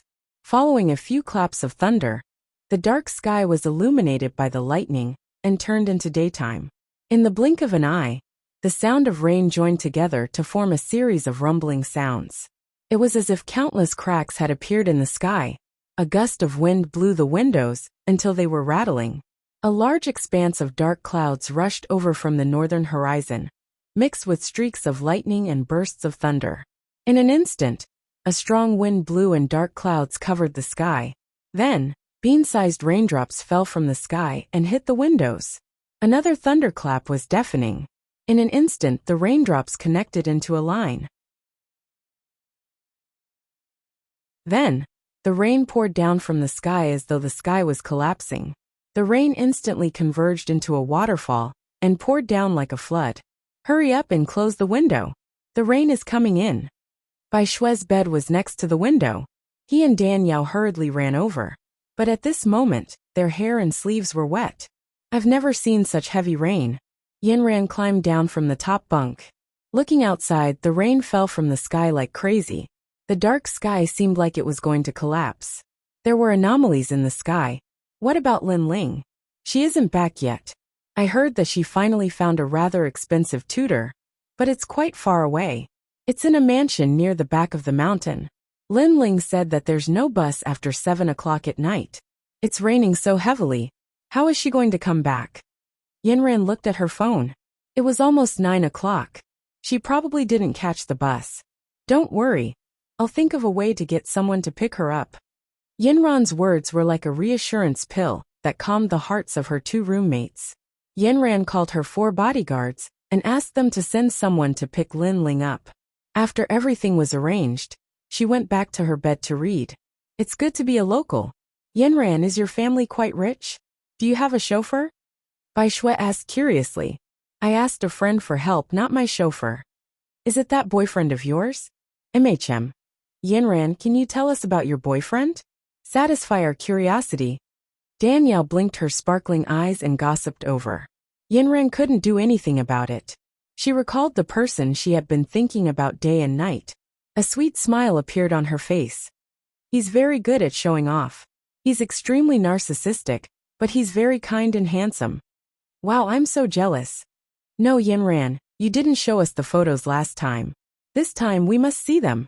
Bai Shui was about to snatch Yinran's phone. Danielle also kept tickling Yinran. Yinran held her phone close to her chest, a rare smile blossoming on her face. At this moment her phone suddenly rang. In the midst of their laughter, Yinran did not see who it was and picked it up. Hello. She dragged the sound of laughter. But when she heard the voice on the phone, her laughter stopped. Her face immediately became gloomy. She raised her hand to stop Bai Shui and Danielle. Then she got off the bed and took her coat and umbrella. She said to Bai Shui and Danielle, I have something to do. I'll go out for a while. Bai Shui and Danielle saw that Yinran's face changed so quickly. They didn't know what had happened. But before they could ask anything, Yinran had already walked away. The phone call just now was like a curse. Yinran walked very fast. She called the bodyguards and asked them to escort her to save people. The phone call just now was from Huagang. He just gasped and said, If you want your roommate to be safe, come to the back of the mountain. Yinran walked out of the dormitory door without looking back. The housekeeper downstairs stretched her head and shouted, Student, it's not safe outside in such a heavy rain. Don't go out. The storm outside was even fiercer. Before Yinran even reached the school gate, her clothes were already soaked. A thick layer of puddles had already accumulated on the ground, reaching her ankles. Yinran's flat boots were about to be submerged in it. When Yinran walked to the gate, the bodyguard's car was already waiting there. Yinran got in the car and explained the situation briefly. The car quickly turned around in the heavy rain and drove to the back of the mountain like an arrow. The bodyguards had been following Yinran for a while. This girl was steady and imposing. The aura of a superior made them involuntarily obey. But they basically couldn't play a big role in the school, other than blocking some harassment for Yinran. They didn't know that it was because of them that Huagang hadn't found a chance to make a move. But tonight, they actually officially went out on a mission. The bodyguards seemed to have been injected with chicken blood. Heroes finally had a place to be used. But they didn't expect that on their first mission, they would be facing a strong opponent. The visibility on the road was very low, but the well-trained car still drove very fast. The windshield wipers were adjusted to the maximum, but they still couldn't see the road ahead. The bodyguard driving was covered in sweat. Luckily, there weren't many cars on the road. Otherwise, a chain collision would be a small matter. The roadside billboards also had to show their presence in the heavy rain. They were constantly pressed to the ground by the heavy rain, making clanking sounds. Yinran sat in the front passenger seat. Her eyes were cold and her mouth was pursed. She was like a hibernating leopard staring at the road ahead. Lin Ling's phone couldn't be reached long ago. The people who went to pick her up didn't pick up at all. There was no other way to save her. You're tuning in to the Earbook Haven YouTube channel. Don't forget to subscribe and join us on this journey to catch the most captivating stories.